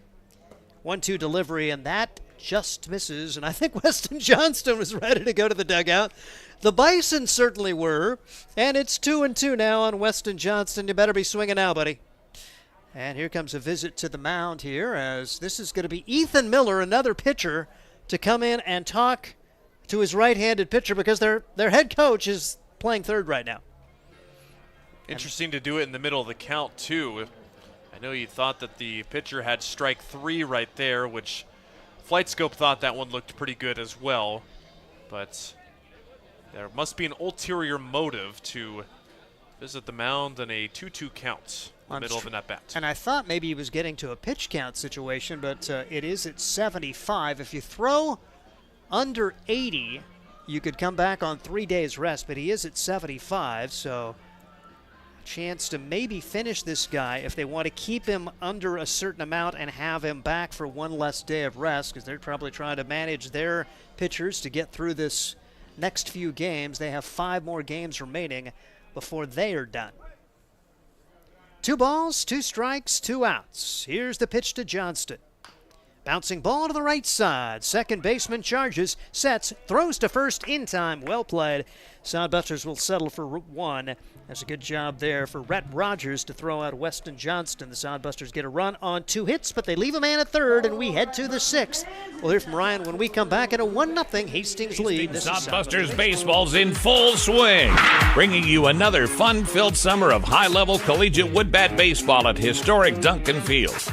A great way to spend a summer evening with your families at a Sodbusters baseball game. Go online to HastingsSodbusters.com for their home game schedule or to purchase tickets. Hastings Sodbusters Baseball. It's a hit. Got the spirit of the game. The Hastings Sodbusters. Let's face it, we move our bodies around a lot. And sometimes things happen. A tweak, twist, pull, strain, ache, or pain. At Fisk Chiropractic and Sports Care, their goal is to restore your mobility, keep you moving, and ensure your rehabilitation is effective, efficient, and stress-free. Do you suffer from headaches and neck pain, lower back or sciatica? Call Fisk Chiropractic and Sports Care today. Start to discover wellness through chiropractic care. Fisk Chiropractic Sports Clinic.com. Start feeling better now. 1-0 Sodbusters on top. Austin Raines for the Sodbusters has been good for 4 or 5 innings, but by golly, how about 54 pitches thrown through 5 innings, and they're nowhere close to taking him out the way he is going. Fun baseball, and we take it back to Ryan Valenta. He is cruising along, and nobody better on the mound right now than Austin Raines, and his good momentum, his good pace on the mound has given him a chance to complete 6 innings here this evening. As we are now officially 1 hour into game time, and we are over halfway done with the innings. So we'll see how long that holds up. The Sodbusters do have the 1-0 lead. Back-to-back hits in the 5th inning gives them the 1-0 lead. It is 7, 8, and 9. Curtis Lindsay, Remington Hart, and Trey Martin, the 3 scheduled hitters, due up. Lindsay struck out swinging in his first at-bat in the 3rd. The wind and the delivery drops in there for strike 1. Lindsay last night was 1 for 5, did score a run. Grounded out a couple times, popped out, and struck out. Check swing, and they say he went around. So the count is no balls and 2 strikes. Weston Johnson was trying to get an appeal down to first, didn't need it. Bill Biven called it himself behind the plate. See what Raines comes up with way ahead in the counts. On Lindsay, high fastball and left alone. Raines with a middle 80s fastball, also features a changeup and a curveball. There's the curveball, swung on and missed. Pitch dropped, but the tag applied. Lindsay down for the 2nd time on strikes. And Austin Raines keeps mowing him down, 6K tonight. And with the player coach batting this inning, Noah Knotts is coaching third base. He's a Clark University guy. Gannon Hill is the first base coach, as they've got 2 players coaching there with just the player coach as the director of this team. How many of those do you think is just, hey, go stand at first base, go coach there? Are there signs? These guys know the signs. Are they coaching or are they standing in the coach's box? They look cool. I mean, they've got the looks of the coaches. Okay. I mean, just the build of Knotts down at third base, he looks like a coach already. Ground ball, tough in between hop for Luke Ray, but he gets it, and he throws over to first for the outs. Tough bouncing ball, Luke Ray with the vacuum. And a nice group. They've had enough games together that they've got a little chemistry. They were giving Noah Knotts, because I was asking him about his time at Clark, and somebody said, "You're transferred to LSU, right?" He said, "Oh, yeah, I'm transferred to LSU." Or, "Actually, I just got drafted." I said, "Well, you can't play in this league anymore." So, yeah, we had fun with him. There's a line drive to center field for Trey Martin, and he's got a base hit. The player coach, his 2nd at-bat of the season, and he bloops one into center field for just the 2nd hit of the Bison's game, and he's put the ball in place twice. Now he's got to say, come on, guys. I was going to say, he may be in the lineup the last 5 games for this Bison team. Heck with that. I'm hitting. Normally a pitcher, as he pitched for the Bison last year. He's pitched for Kentucky Christian, but by golly, he's showing he can swing the bat a little bit, and 1 for 2, 500 hitter. He did not waste any time, swung at the first pitch, and with that hit, unless somehow Martin gets picked off of first base or caught stealing, means that Raines will likely finish this inning no longer facing the minimum through 6. Called strike on the breaking ball to the top of the order in Rhett Rogers. No signs coming from the third base coach's box to send him. Maybe the coach will send himself. Oh, we'll never know, as there's a ground ball to second, bobbled by Luke Ray, recovers, throws, and he's still got plenty of time. Rogers wasn't hustling out of the box, and that'll just go down as a routine 4-3 putouts. So finally, the Bison send 1 over the minimum to the plate for the first time in this ball game, and we are still at a 1-0 game. We go to the bottom of the 6th.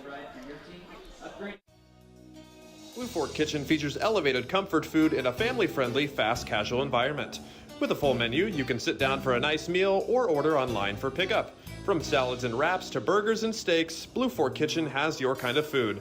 Open Tuesday through Thursday, 11 to 9 p.m., and Friday and Saturday, 11 to 10 p.m., with a special brunch buffet Sunday from 9 to 2 p.m. Blue Fork Kitchen is located in the Cimarron Plaza, 38th and Osborne Drive in Hastings. Like them on Facebook. Make your next pit stop at the Coach's Corner. A friendly staff and a deep lineup of snacks. You can find Coach's Corner in North Hastings on Osborne Drive East. More than just a gas station, Coach's Corner is the place to get delicious pizza made fresh for you and your family. Don't take our word for it. It's so good it'll be featured at selected Sodbuster home games this season. For a convenient and clean experience, be sure to check out the new convenience store in North Hastings, Coach's Corner. Welcome back. You're watching the Sodbuster YouTube network on YouTube. We've dubbed ourselves that name because if you're a YouTube TV subscriber and if you keep scrolling a really long ways, you'll find us show up eventually. So heck, we're a TV network, darn it. But it's the bottom of the 6th inning. Steve Stein, Ryan Valenta with you on this fourth home game in a row. Sodbusters have 3 more before they have a singular day off, and then they will go for 4 more to close out the season. 11 home games in 12 days here to close out this month of July. New pitcher on the mound for the Bison baseball squad, and this is Brian Atkinson at Bismarck State College, the Mystics. He will be on for his 3rd appearance out of the pen. 5 2/3 innings. He has a start, 0-1 record, and an inflated ERA of 21 flat, because a couple times he's given up 7 runs, 8 runs, or 2 runs in his respective outings. Atkinson on the mound. And this pitching change sponsored to you by Joyride Pedal Company. If you're looking for a fun cruise through town in Hastings, visit joyridepedalco.com for your next family or friendly outing, depending on the crew you roll with. Brian Atkinson on the mound for the Hastings Sodbusters. Cale Jensen to lead things off, Tyler Welsh, and Jet Hannaford. Jensen today 0 for 2, grounded out to first and struck out. Central City native now dons an orange bat. His last at bat, his Sodbuster green bat was shattered on a ground ball. It stayed in one piece, but a couple of wood chips flew off of it, so that bat is kaput. He's now got the Fremont orange bat. Naughty word. We don't say that. Sorry, just an regular orange bat, I guess. So 4, 5, and 6 coming up. Ryan Atkinson delivers inside. The right-hander on for in the replacement of the Bison pitcher, who was River Walters. Pretty good night for him. 5 innings of 1-run, 4-hit baseball. He would be the pitcher of record right now. 2-1 was way outside. Brian Atkinson at Bismarck State College did not appear for him this spring. He's also had a couple of at-bats, but he is primarily used as a pitcher on this team. It is go, go, go for the Bison, as after tonight's game, 1 more against the Sodbusters, 2 against Casper, and 1 against Spearfish, and then that is it. Jensen is aboard with a leadoff walk. And no day off between the night game at Hastings and the contest the next day in Casper, Wyoming. So that is probably their worst road trip that you can have in the Independence League, unless you're going from Fremont to Casper. But no off day for the Bison. They'll be a little leg worried that day. Well, if you're wondering, that is just about a 7-hour, 45-minute drive of about 500 miles up to the northwest. Ground ball by Tyler Welsh, fielded by Coca, flips to second for 1. That is all they will get, as Cale Jensen goes in hard to make sure there's no return throw. Welsh is safe at first. They'll trade places on the fielder's choice. Yeah, wasn't hit hard enough to get 2 there, and a good hustle down for Welsh. So 1 on, 1 out. We'll see if Jet Hannaford can move the runner along. Yeah, weird. Well, not weird as it was calculated, but Sodbusters not facing the Casper Spuds or the Spearfish Sasquatch in the second half of play. They got all of their games in against each other back in the first half when they played each other. Well, played Spearfish 7 times and Casper a total of 10 times. It has been all Plainsmen, Fremont, Prospects, Bison, and the Zap. Next batter, Jet Hannaford with runner at first and 1 out. 1-0 lead for the Sodbusters, which was scored in the last inning. It was 0s ever since then.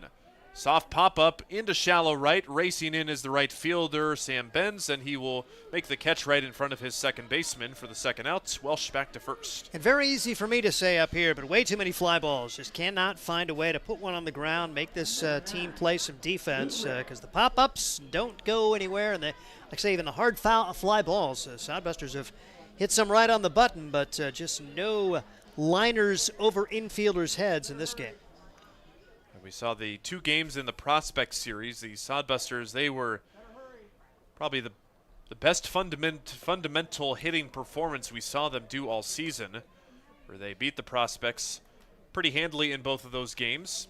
Luke Ray at bat, watching strike one go by from Brian Atkinson. A hit for Luke Ray back in the second, his first hit of the Sodbuster summer, in just his second game in a uniform. Pitch downstairs. Tonight's flight scope data brought to you by Eagle Distributing. Atkinson's fastball 77 to 79 and a changeup at 73. So it's been that changeup likely that the Sodbusters have been getting under. 1-1. Welsh away from first with 2 outs. Inside, and Ray has to spin out of the way. 2-1. Other Independence League action tonight. Fremont and Oahe are underway in Pierre. That is a 2-2 tie in the 6th inning. If you're a Sodbuster fan, you could have either one of them win. Oahe is in the lead in the second half standings right now, but Fremont is pretty close as well. Sodbusters are behind everyone right now, but once again, barely behind everyone. At 8-4, Fremont at 10-7. Oahe at 11-5, and Casper at 10-5. Is the winner of the second half versus Spearfish. Count 3-1 against Ray. He'll ground it to second base. Routine, but Rogers bobbles, but he'll able to recover as it goes right between his legs, and he grabs it. Toss to second, final out of the inning.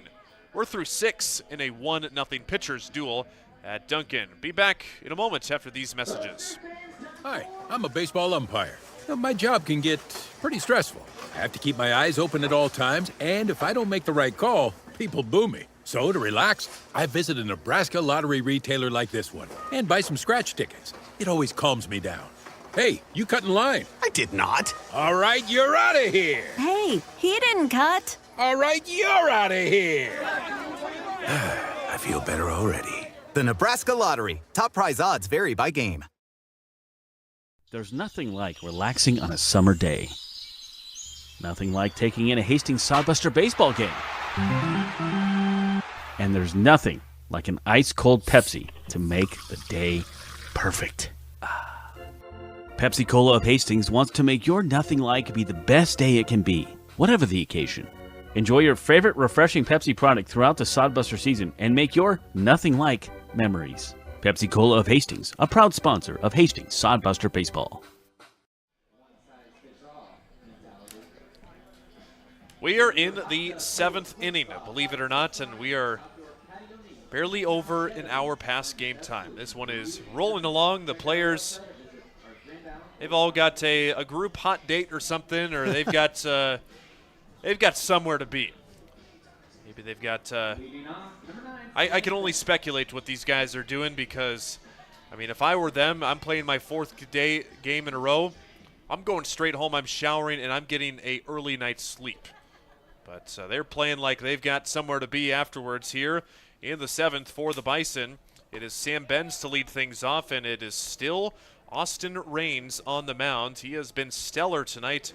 Just 2 hits, which have each come in the past couple of innings.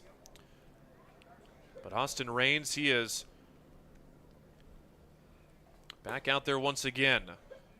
Raines went 6 innings against Oahe back 7 days ago on July the 10th, so he has matched his season high in innings pitched, but he is way below the pitch count. That one is grounded backhanded by Miller at short. The bounce throw to first. Welsh can't handle it, and the runner is safe.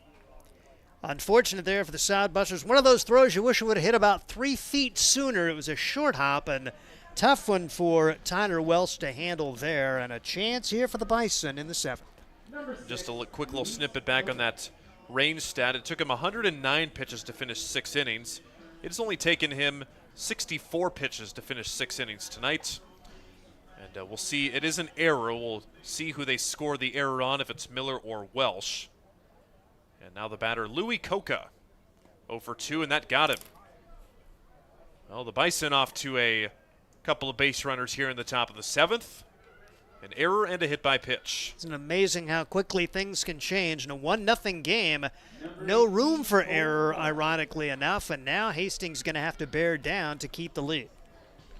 So first and second, nobody outs, and the cleanup hitter, Cole Barta, he has one of the 2 hits in the game. A couple plays ago, Benz officially ruled an error by Welsh at first base.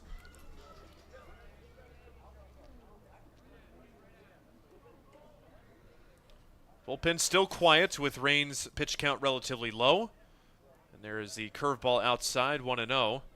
Cole Barta 1 for 2 today. Last night against the Sodbusters, he had the game-tying RBI single back in the 7th inning. The Bison would lose it on a walk-off. Pitch from Rains, too high, 2-0.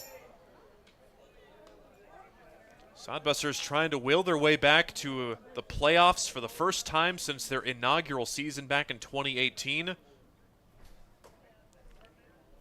Correction, the Sodbusters were not technically the bottom of the second half standings right now, even though Fremont has 2 more wins than the Sodbusters. Hastings is 4 games over 500 when Fremont is 3. Fly ball, shallow right field. That is trouble. Jet Hannaford, Luke Ray. It's off the glove and fair. Everybody is safe. Everybody will go station to station. A tough play for Luke Ray. Jet Hannaford could not get there in time. It went off of his glove in fair territory. And that will be a base hit. And the bases are loaded with nobody out for the Bison. What an inning. Could have been, should have been an out on the first. They hit the second batter, and a pop-up that the Sodbusters cannot get to, and all of a sudden, huge opportunity for the Bison as they're still looking for their first win of the summer. Great chance to grab the lead here today. Here's Jaden Santiago trying to give them the lead. There's another bloop shot. Vega coming in. He won't get that, and the game will be tied. Everybody else holds up. It's station to station, and the Bison blooping the Sodbusters back to a tie game as we are now 1-1 in the 7th on the RBI knock for Jaden Santiago. Heard the interview from Rains a couple of days ago about how not letting things get to you during the course of an inning, and he pretty much has the same demeanor no matter how it's going, and Scott Galusha will come out and talk with Austin Rains. You know it has to be disappointing because he's made really good pitches this inning other than that hit batsman, and one has scored, bases loaded, still no one out. Now the error opened the door. That came home to score. So that is an unearned run against Rains. He's now at 4 hits, a walk, and 6 strikeouts tonight. Scott Galusha, interim head coach tonight, with Josh Printer gone for the weekend at a wedding. No official second half standings, but we try to count it up after the first half ended. And here's what we believe are the final unofficial standings here in the Independence League second half. Oahe at 11-5. You've got Spearfish 9-4. So Oahe 6 games over 500. Spearfish 5 games over 500. Hastings at 8-4. Casper is 10-6, so they're 4 games over 500 as well. But the Sodbusters percentage points in front of them, and Fremont 10-7. Safe to say, you've got two and a half games between first and last of the teams who are going to qualify. So it is still a mess here in the final couple of weeks. And Hastings basically controls her own destiny, but a lot of stuff to be determined here. It's going to be fun. So we are still bases loaded with nobody out after the mound visit. And the pitch to Josh Day outside. It's gone error, hit batter, single. The Bison have tied it up in this sprint of a game in the 7th. And a really good chance to take the lead for the first time tonight. Bison did have a momentary lead last night. Ground ball to the right side. A run will score. The only play is to first base, and Luke Ray makes the play. Day is out, but he drives home the go-ahead run. It's 2-1 Bison. Just tremendous approach for the Bison here in the inning. You had those last 2 bloop singles, and Day, just what you want to do right there. Take a ground ball to the right side. Not only does that bring home a run, it eliminates a double play chance, and now another ground ball could get a 3rd run home for the Bison. Curtis Lindsay now the batter. 2nd and 3rd with 1 out. The infield will come in. If a ground ball is hit at them, they will try and cut down the runner at the plate. Raines now at 74 pitches, but with that out, he gets over his season high in innings pitched with 6 1/3. Curveball misses. Flight Scope thought that one should have been called a strike. Like we said, Raines trying to just keep a level head and just throw the next pitch. That one called a strike at the knees. 1 ball and 1 strike. Looking down at the bullpen, Elijah Thomas is throwing off the mound, just playing catch right now, not officially warming. But you'd love Raines to get through the 7th here. Out of play on the foul ball, 1 and 2. Strikeout would be big here as the Bison have the lead. They led it 4-3 last night. Sodbusters took the 5-4 lead. Bison tied it up before the Busters walked it off in 10. But now Hastings will have to fight from behind for the second straight night.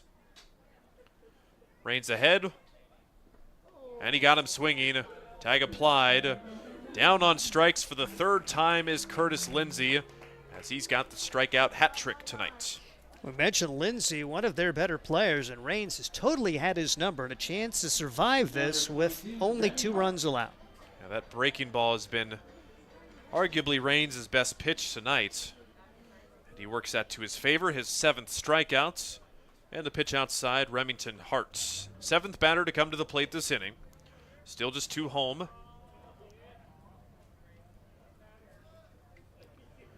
Bison getting a run on an RBI single and an RBI ground out. Curveball cut on and missed. It's 1 and 1. Remington Hart primarily used as a pitcher for Penn State Shenango in the spring. He had 9 appearances for 17 1/3 innings. But he has been used strictly as a position player this summer for the Bison. Beauty of a breaking ball. That drops in there for strike 2. Hart in today's game at 150 batting average. Leads the team with 23 strikeouts. You would absolutely take another one right here. The pitch from Raines. Got him swinging on the fastball. So that's probably about as best as you can ask for the Sodbuster defense. You had bases loaded with nobody out with already 1 run home. And it is Bison just getting 2 runs in that inning. It's stretch time with Hastings trailing for the first time tonight. See what they can do when we return. Hastings Sodbusters baseball's in full swing, bringing you another fun-filled summer of high-level collegiate wood bat baseball at historic Duncan Field. A great way to spend a summer evening with your families at a Sodbusters baseball game. Go online to HastingsSodbusters.com for their home game schedule or to purchase tickets. Hastings Sodbusters Baseball. It's a hit. Got the spirit of the game. The Hastings Sodbusters. Let's face it, we move our bodies around a lot. And sometimes things happen. A tweak, twist, pull, strain, ache, or pain. At Fisk Chiropractic and Sports Care, their goal is to restore your mobility, keep you moving, and ensure your rehabilitation is effective, efficient, and stress-free. Do you suffer from headaches and neck pain, lower back or sciatica? Call Fisk Chiropractic and Sports Care today. Start to discover wellness through chiropractic care. Fisk Chiropractic Sports Clinic.com. Start feeling better now.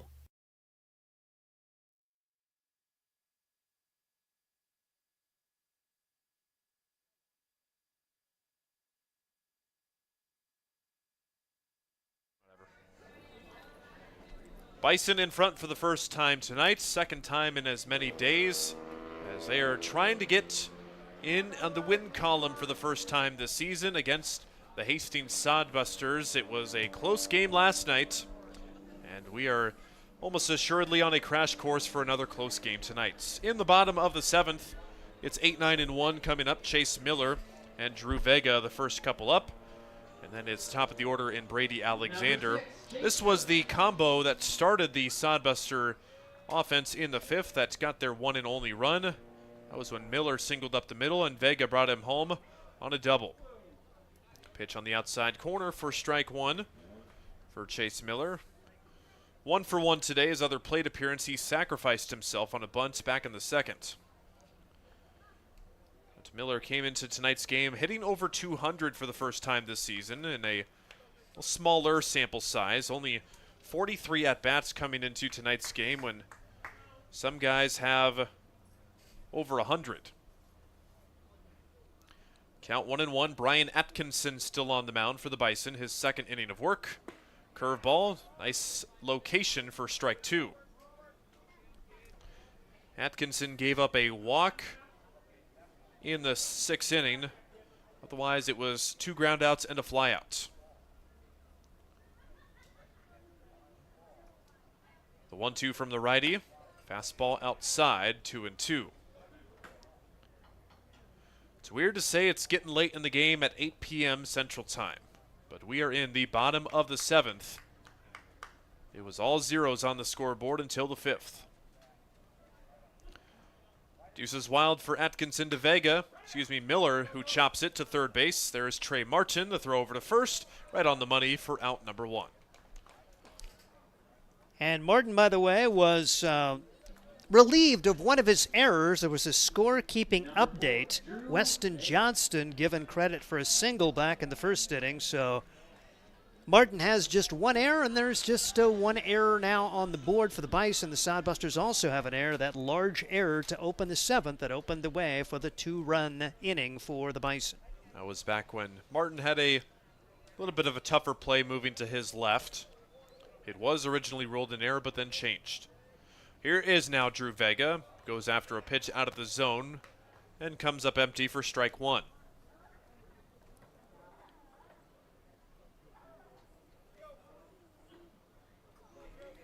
Can the Bison triumph for the first time this season? Still got a couple of innings to answer that question.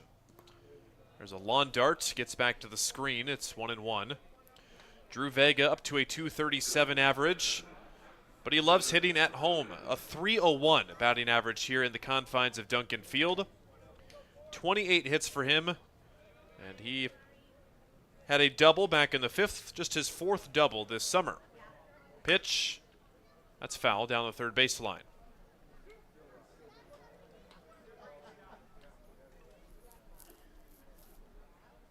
Crowd milling about.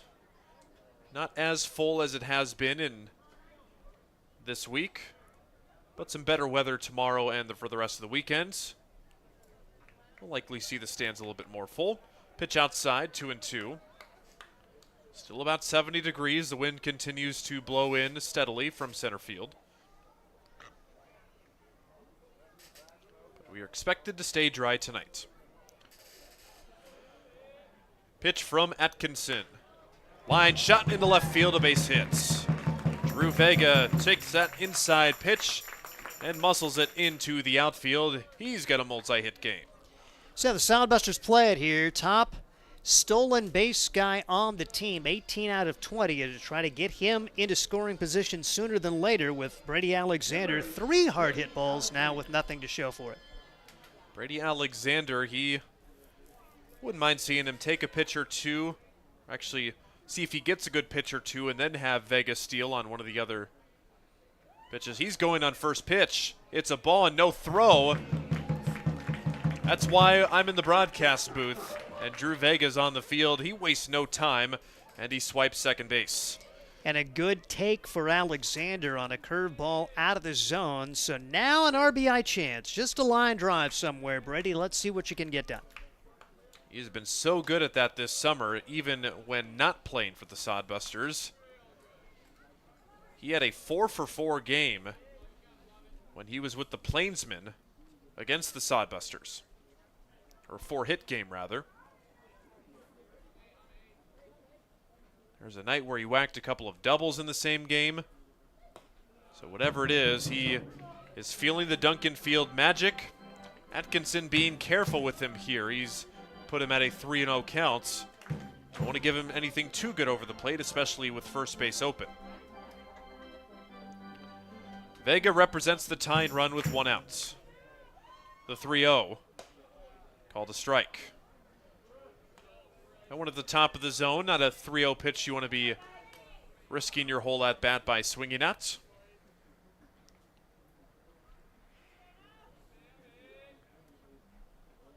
Vega dancing off seconds. The 3-1. It's ball 4.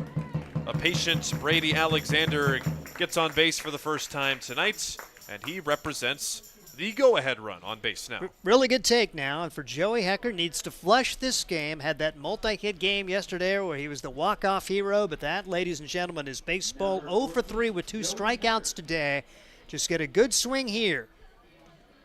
Don't try to do too much with it. The center fielder, Cole Barta's playing really deep out there. Pitch downstairs. It is 1 ball and no strikes. Bottom of the 7th inning. This game has slowed up a bit. Sodbusters trying to rally. Outside, ball 2. And barring a twin killing here, you've got Weston Johnston on deck. If Hecker or somebody can reach. Pitch from Brian Atkinson. Right by him for strike 1. Hecker, his ball put in play today was out to center field. We've already seen Drew Vega once tag up on a fly ball to the outfield and get himself to third.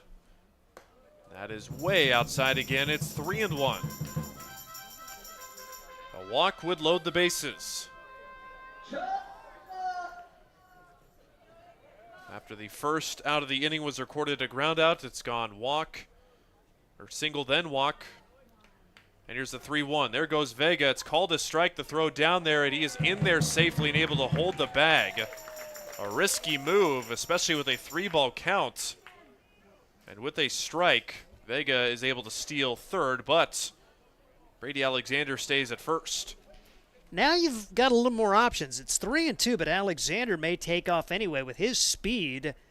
May be able to steal one here. Of course, Hecker's going to be protecting regardless. Let's see what happens. The payoff. Ball 4 inside, and boy, oh boy, that looked pretty good, but not good enough to Bill Biven. Whoo! Yeah, you'll take that if you're a Sodbuster fan. And all I will say is let's just be thankful we don't have robo-umps in this league on that pitch right there. Appeal. We would like to appeal. Just like they did in the All-Star game last night. Did you see that? Yeah, pretty interesting. All the ABS system still probably a few years away from implementation here in this Independence League. Now it's the bases loaded, and the batter, Weston Johnston, your team leader in RBIs, with a chance to tie it or take the lead with 1 out. Bases full of busters. It's Vega, Alexander, and Hecker on board. Atkinson trying to wiggle his way out of a huge jam. Way outside, 1-1. Again, our view is obstructed down the first base line, so we don't have a view to see if anybody's warming in the Bison bullpen. But Atkinson only at 36 pitches. But they've been some pretty high stress ones. 1-1 right there for strike 2.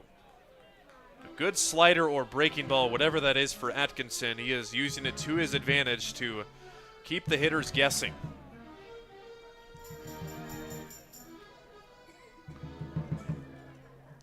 Weston Johnston, already a hit tonight. Back in the first. The 1-2. Just got a piece of that foul ball. He was out in front of it. Good job to see another pitch. And I'll tell you what, Atkinson does not look like a guy who walked 7 and hit 8 in 5 2/3 innings coming into today. He's got much better control than that than some of his previous outings. Yeah, I mentioned 2 of his outings. Of at least 1 inning, he had given up 7 and 8 runs in each of those outings. The 1-2 pitch. Got the fastball this time and sprays it out of play. So Johnston has seen both number 1 and number 2. Now it's up to see what Atkinson selects here, still ahead in the counts.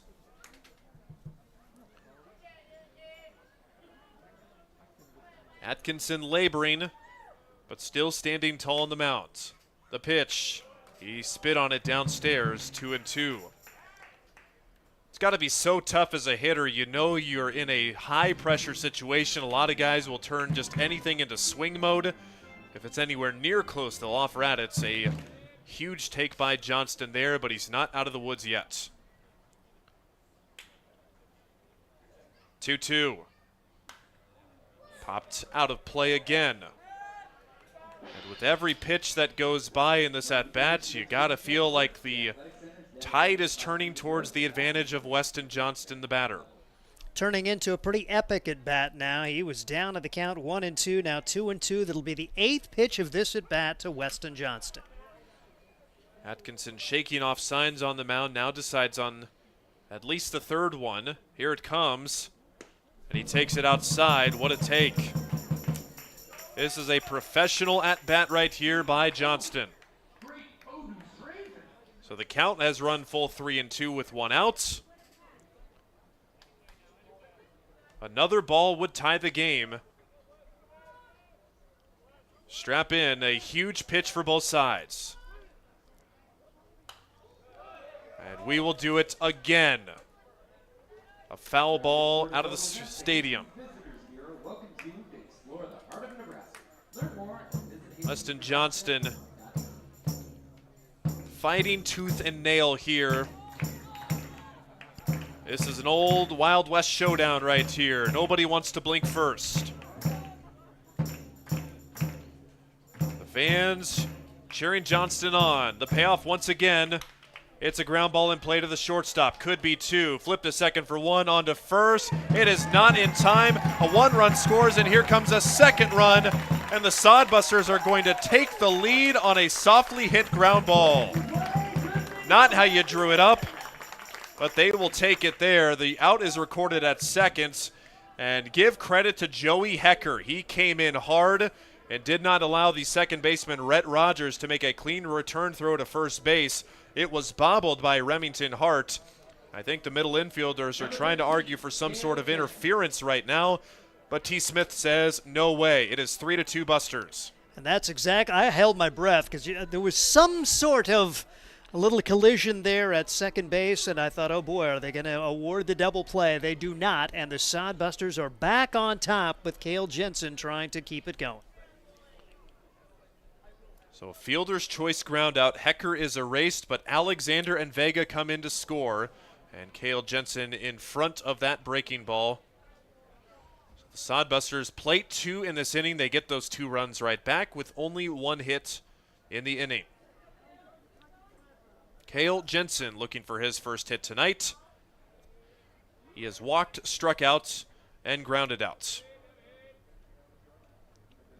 And there goes Johnston on the run. Pitch a ball, throw out to second base on a hop, and he's out. Johnston caught stealing. Not sure if they got him on the initial throw or if he overslid the base. Regardless, Weston Johnston is caught stealing for the first time in 8 tries this season. But it's not before the Sodbusters get the lead back. It's 3-2. Final couple of innings headed your way on Sodbuster Baseball. At Hastings College, we celebrate all the ways you shine. From more than 20 athletic teams to band, choir, theater, and art, plus esports, creative writing, speech, and media. Join in to earn a scholarship and find your people, the friends you'll hang out and have fun with. It's what makes Hastings great. So check out Hastings College, where your experience matters, in the classroom and in the activities you love to do. Visit us at hastings.edu. Core CPAs is your locally owned, full-service accounting firm. Our team of professionals have years of accounting experience and focus on building in-depth relationships with our clients.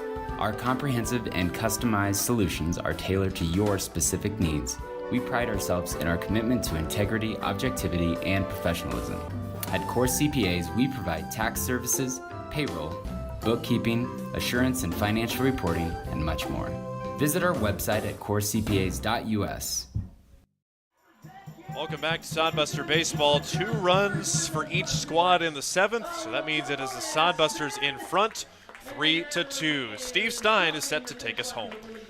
And it will go down as a little fielder's choice grounder, but how about an 11-pitch at bat to Weston Johnston that would lead to the go-ahead runs? A ground ball turned into a fielder's choice. Sodbusters scored 2 runs on the play, and they have regained the lead 3-2. The Sodbusters now 3 runs on 6 hits. The Bison 2 runs on 4 hits.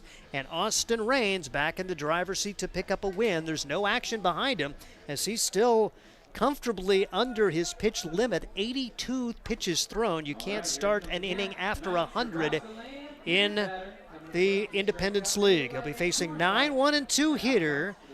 And it is the beer batter, Trey Martin. Last chance probably to strike out the beer batter, but want to win yourself a game regardless, and Martin 1 for 2 on the day as the off-speed pitch is taken for a ball. 1 ball and no strikes on the player coach, Trey Martin.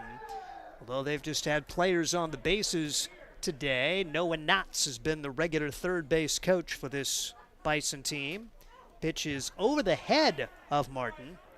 Now, as the player coach, I wonder what happens if you charge the mound as the player coach. Cooler heads prevail.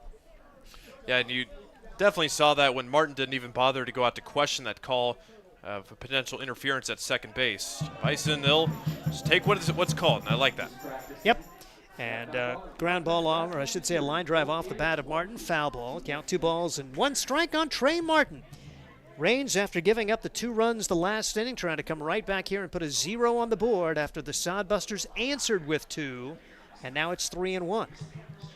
3-1 the count. And you love Trey Martin's approach at the bottom of the order, a guy who hadn't had an at-bat yet for his team, just had been a pitcher only. 3-1 delivery, and he takes a walk, so he has been on board 2 times in 3 trips to the plate, and it's back to the top of the order now against Raines in this 3-2 Sodbuster game.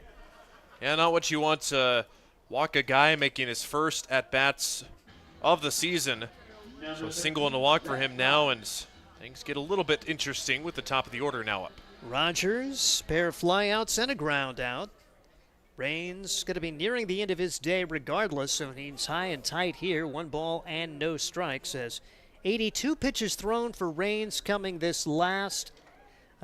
this inning, and certainly his most stressful inning, that 7th. The error, a hit batsman, 2 singles as they had 1 run home and the bases loaded, and Raines doing a good job getting a ground out and a pair of strikeouts to survive that, just allowing the 2 runs. Visit to the mound here as Weston Johnston goes out to try to settle his right-hander. 2 runs, 1 of those earned on the 4 hits coming into this frame. And a 1-0 count. He's thrown only 1 strike this inning. Now he's thrown a second. It's 1 ball and 1 strike on Rogers. Rhett Rogers getting ready for his 3rd year at Avila University, the Eagles in the Kansas City area. He's from Tulsa Union High School in Oklahoma. Line drive, base hit. Martin hits the bag at second, will stay there, and first and second, nobody out. Back and forth we go after a scoreless tie through 4, a 1-0 game through 6. 2 runs for the Bison, 2 runs for the Sodbusters, and the Bison right back to it. Rhett Rogers 0 for 7 dating to the past couple of games until that at-bat finally finds his first hit of the series. Perfect time to do so. And we'll see how the Bison play it. Do they bunt here? Do they have a coach to flash a bunt signal? No signals coming from the player who's in the third base coach. She's box. And the Sodbusters continue to warm up Elijah Thomas as Raines could be very near the end of his day. 89 pitches coming into this batter. Squaring to bunt. Taking a ball, now a back pick to second. Nearly got into center field. As Trey Martin scampers back in. Rogers at first, and 1-0 the count to Sam Benz, who's 0 for 2, reached on an error and scored a run in the 7th. Got to be careful with him. Had a multi-hit game last night with a pair of singles. High drama here at Duncan Field, 3-2. Back and forth we go, and pitch inside. Wow. Almost hit him. Somehow Ben's able to get out of the way of that, and it's 2-0. And Raines, this is the shakiest he's looked all day.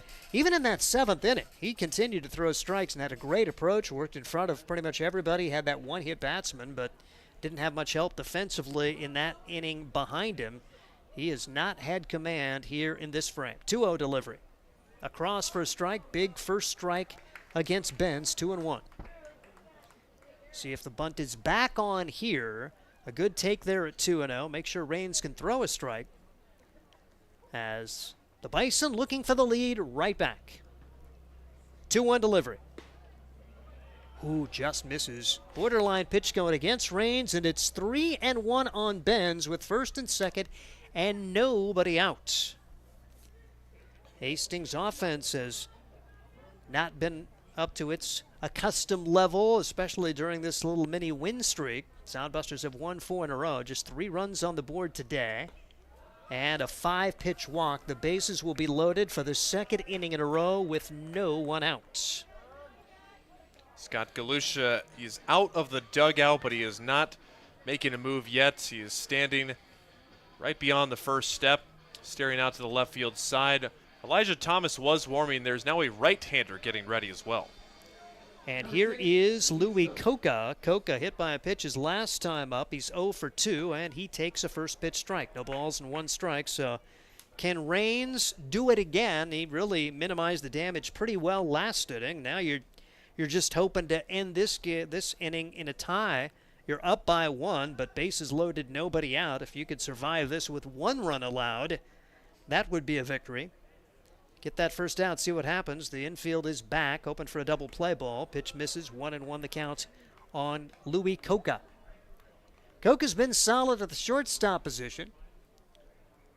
Going to be a junior at Newman University in Wichita, Kansas, the Jets. 1-1 the count. Raines brings it home. Good swing, foul back to the screen. It's 1-2 on Coca. Good time for the 9th strikeout of the day for Austin Raines. We'll see if he could find a way. Austin Raines, the Texan. The chance to play here in Nebraska. He'll be playing his college ball in Kansas. 1-2 delivery. Low and a good stop for Weston Johnston to save a run. That was pitch number 99. This next one will be number 100 for Raines. Did pitch 109 pitches a week ago against Oahe, so not in uncharted territory yet, but his leash is short. 2-2 pitch on the way. Oh, misses for ball 3, and we talked about the fact that Raines generally doesn't show much emotion. Took his hat off there. That's about as animated as you'll see him, and now a 3-ball, 2-strike count. He really wanted that one. Might be his last batter if he can't get out Coca here. 3-2 and the pitch. High for ball 4, and we are tied up on a bases-loaded walk. Still nobody out here in the 8th of a 3-3 game. It's Braden Court getting ready now for the Hastings Sodbusters, and here comes Scott. Just don't think that Raines has got it in him to go one more batter, even though he theoretically could. And a pitching change will be made. We'll take a break and tell you about that new right-handed pitcher as the Hastings Sodbusters. A 3-3 game. Austin Raines so solid through 6, but it gets away in the 7th and now the 8th. This is Sodbuster Baseball. Blue Fork Kitchen features elevated comfort food in a family-friendly, fast casual environment. With a full menu, you can sit down for a nice meal or order online for pickup. From salads and wraps to burgers and steaks, Blue Fork Kitchen has your kind of food. Open Tuesday through Thursday, 11 to 9 p.m., and Friday and Saturday, 11 to 10 p.m., with a special brunch buffet Sunday from 9 to 2 p.m. Blue Fork Kitchen is located in the Cimarron Plaza, 38th and Osborne Drive in Hastings. Like them on Facebook. Make your next pit stop at the Coach's Corner. A friendly staff and a deep lineup of snacks. You can find Coach's Corner in North Hastings on Osborne Drive East. More than just a gas station, Coach's Corner is the place to get delicious pizza made fresh for you and your family. Don't take our word for it. It's so good it'll be featured at selected Sodbuster home games this season. For a convenient and clean experience, be sure to check out the new convenience store in North Hastings, Coach's Corner. Bring you Sodbuster Baseball, a 3-3 game. It's a pitching change sponsored by Joyride Pedal Company. If you're looking for a unique way to celebrate, sip, and cruise through town, Joyride Pedal Company has the ultimate 14-passenger party bike. Get details at joyridepedalco.com. Here comes Elijah Thomas Thomas making his 7th appearance in 11 2/3 innings, has an ERA of 6.94, allowing 9 runs on 9 hits. He's struck out 6. He's walked 15 and hit 4, so control has been an issue. Opponents hitting just .231 against him, but he comes in his biggest jam as a reliever. Bases loaded, nobody out, already 1 run home, and Ryan Valenta, a 3-3 game. It doesn't get much more important than this. Yeah, this is a high leverage situation, probably the highest for Thomas all season. You mentioned the 15 walks for him. He had 4 walks in 3 straight appearances in the middle of the season, but his last 2 outings, including last 2 days ago on Tuesday against the Prospects, 3 combined walks in those 2 outings. They did hit 1 batter in that July 9th outing, but just got to throw something over the plate here because you're in a big fire right here. Let your defense help you out. And probably one of the hitters you would least like to face, Cole Barta, who came through clutch with the game-tying RBI yesterday, and he is 2 for 3 today, batting in the 4 spot, and a chance to put his team on top and more. 3-3 the score, bases loaded, nobody out. The pitch right there for strike 1, no balls and a strike. Had Braden Cork, a guy who is kind of a high-leverage performer, warming as well, but going with the left-hander here, see what Thomas can get done. And this is not one of those summer situations. Go out and have a chance to prove yourself. Elijah Thomas. 0-1 delivery on the way. Fouled away. Quickly in front of Barta. Strikeout would be monster here to get that first out. The Sodbusters are still playing it relatively conservatively. They have their corner infielders at the bags. They have their middle infield back, hoping to find a way to get a double play. They would concede the lead right here if they could get 2 outs. As Elijah Thomas, the left-hander, against the righty Barta. The pitch. Swing and a miss! Elijah Thomas, 3 pitches, a strikeout of Barta, and now a double play ball away from getting out of this, still in a tie game. Just went with the fastball in the outside corner. Barta looked like he was looking for something else. Saw the half-hearted swing right there. And the first out of the inning, bases still loaded, but you can breathe a little bit easier now. You're still not out of the woods yet. Jaden Santiago came up with a bloop RBI single his last time up. That was the first run of the ball game in that 2-run 7th. Line drive, right side, trouble, dive, and it's dropped. Jet Hannaford couldn't bring it in. A run will score. They will touch the bag at second to get the force. So an unusual set of circumstances. It looked like it was going to be an out. Jet Hannaford dropped the ball, and then Sodbusters able to get the force play at second. So there are 2 outs in the inning. A run does score, and it's now 4-3. The Bison have the lead. So Santiago actually reaches on a fielder's choice, a rare 9-4 putout to retire Coca. So no base hit there, but he does get a run batted in, and it's 4-3. Bison on top, trying to add more here with runners to corners. Runner goes, nope, and goes back. Back pick, not in time as Santiago had started to take off, but will retreat. You're just thankful to get an out there if you're the Sodbusters as well, because it's a lot easier to work with 2 outs now rather than could have still been bases loaded with 1 out. Yeah, because your first base runner was totally hung up as the pitch is lined into center field. That's trouble. That's a base hit. Another run scores. Runners will be at first and second after that bloop hit from Josh Day. Day had an RBI ground out his last time up. And the 5 and 6 hitters have come up big with 4 runs batted in these last 2 innings. And now it's 5-3, and here comes Curtis Lindsay. This Bison team almost looking like the Sodbusters of earlier this week now. Not trying to do too much with balls, just situational hitting. And bloops that one out into right center field. And Lindsay trying to keep it going as he will foul this pitch back. 5-3 the score. So they've gotten 3 runs on the board. And unfortunately, Austin Rain's going to be credited with those for the Hastings Sodbusters. And now it's Thomas trying to get out of this with no more damage done. Pitch is in the turf. Good stop for Johnston, keeping the runners at first and second. So got the strikeout of Barta and really got what you wanted, a little blooper into right field. Hannaford got there, but just could not quite bring it in. That allowed a run to score, although they did get an out at second base. Here's the pitch. It's low, 2 balls and a strike, and then Josh Day just lofted one into center field and brought one home. The Penn State Shenango guy coming through for the Bison to give them a 2-run lead, looking for their first win in 14 tries during their road-only schedule. Coulda, shoulda yesterday as the Sodbusters survived a 6-5 10-inning affair and played 2 games last year, and they both went right down to the wire. 2-1 delivery. Foul back. 2-2 as Curtis Lindsey trying to avoid a 4-strikeout day.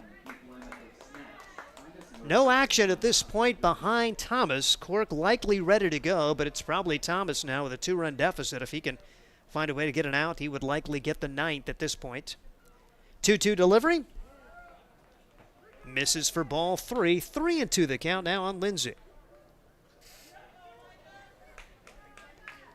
Hastings Sodbusters trying to find a way to get out of this with no more damage done. 3 runs here in the 8th. Crisply played game through 6. It's kind of bogged down a little bit. Runners will go. Line drive, right side, base hit. Jet Hannaford tries to dive, can't get there. And the run will score as the throw comes in. It gets away. No chance for further damage. But another good at bat for this Bison team as Lindsey comes up with the RBI single. Very good piece of hitting for Lindsey. You mentioned he was 0 for 3 with 3 strikeouts. Runners were on the move on that pitch there, and that allowed the runner Santiago to easily come home and score, and Day to get to third. And man, oh man, the wheels are falling off the cart here in this 8th inning. 4 runs have scored, and the 9th man to bat of the inning is Remington Hart. Here's the pitch. Swing and a miss. He was a good two-way player. Ryan told you about his pitching numbers, but Remington Hart, playing for that Penn State Shenango team, went .322, a couple of home runs, 7 doubles. He knocked in 20 and scored 15 times in 33 games. So can do a little bit of everything. Takes this pitch outside for a ball. 1 ball and 1 strike on Hart. 4 have scored in the inning as the Sodbusters now are going to need 3 in their final 2 at-bats just to tie. Runner goes. The pitch swung on and missed. No chance for throws. He will steal that one as there was no attempt to throw over, and Lindsey made the steal standing up. Yeah, he moved. He started running even before Thomas started his delivery. He could have stepped off there and had him picked off. We'll go to the wind here now with a 1-2 situation and 2 outs. As the pitch comes home from Thomas, he will break contact, and stepping out will be Remington Hart. Hart 0 for 3 in the game. Batting in the left-handed box, a lefty-lefty matchup, and the 1-2 pitch outside. Hart getting his first double of the summer yesterday. He's knocked in 6, scored 4 times. He raised his batting average to 150 for the Bison, a team which is hitting just 192. They picked that up a few points after their day yesterday. 2-2 pitch. Hit into left field. That's trouble. Going back is Jensen. He will not get there. 1 run will score. 2 runs come home. This is going to be a double off the bat of Remington Hart. And how about the Bison? They bat around, and they are firmly in command now with 6 on the board here in the 8th. Wasn't hit very hard, but for whatever reason, Cale Jensen was playing very shallow in left field. So he had no chance to get back on that. If he's playing normal depth, Sodbusters are likely headed back to the dugout right there. What was a pitcher's duel, what was a very well-played game has devolved here in the top half of the 8th inning. It is now 8-3 Bison as the pitch is taken at the letters for strike 1 against Trey Martin. Who'd have thought we would be talking about the beer batter for the 2nd time in the inning? He began this mess with a leadoff walk. He has a chance to continue this, looking to pick up his first win as the head coach for this Bison team. Last year, Bison beat the Sodbusters with a 6-run 8th inning in Grand Island that won it 10-8. Here's the pitch. Foul back, quickly 2 strikes. Then the Sodbusters had to rally from a 6-1 deficit in the second game of that series to win 10-9. Just a 2-game series at Ryder Park in Grand Island a year ago. Yesterday, Hastings surviving 6-5, and today, Bison pulling away. Swing and a miss. Oh, well, there is something to cheer about, but it's little consolation for Hastings, which needs a win. They give up 6 runs in the 8th. They trail it 8-3, and this is Sodbuster Baseball. Hi, I'm a baseball umpire. My job can get pretty stressful. I have to keep my eyes open at all times, and if I don't make the right call, people boo me. So to relax, I visit a Nebraska lottery retailer like this one and buy some scratch tickets. It always calms me down. Hey, you cut in line. I did not. All right, you're out of here. Hey, he didn't cut. All right, you're out of here. I feel better already. The Nebraska Lottery. Top prize odds vary by game. There's nothing like relaxing on a summer day. Nothing like taking in a Hastings Sodbuster baseball game. And there's nothing like an ice-cold Pepsi to make the day perfect.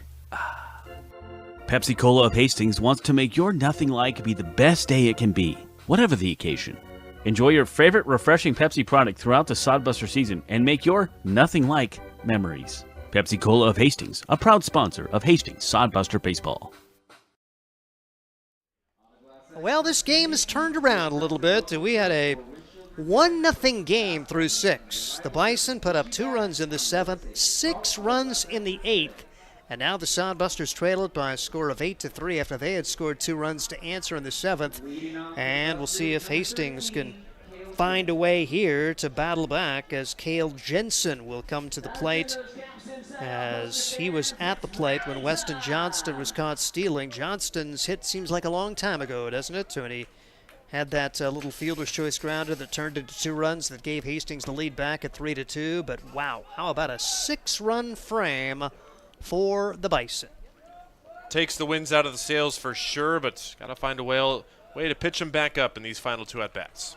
1-0 delivery, and Jensen hits this one hard into right field, fading back, getting underneath it, and making the catch on that major league fly ball with Sam Benz. That had a lot of air under it as well, and there's one loud out here in the 8th.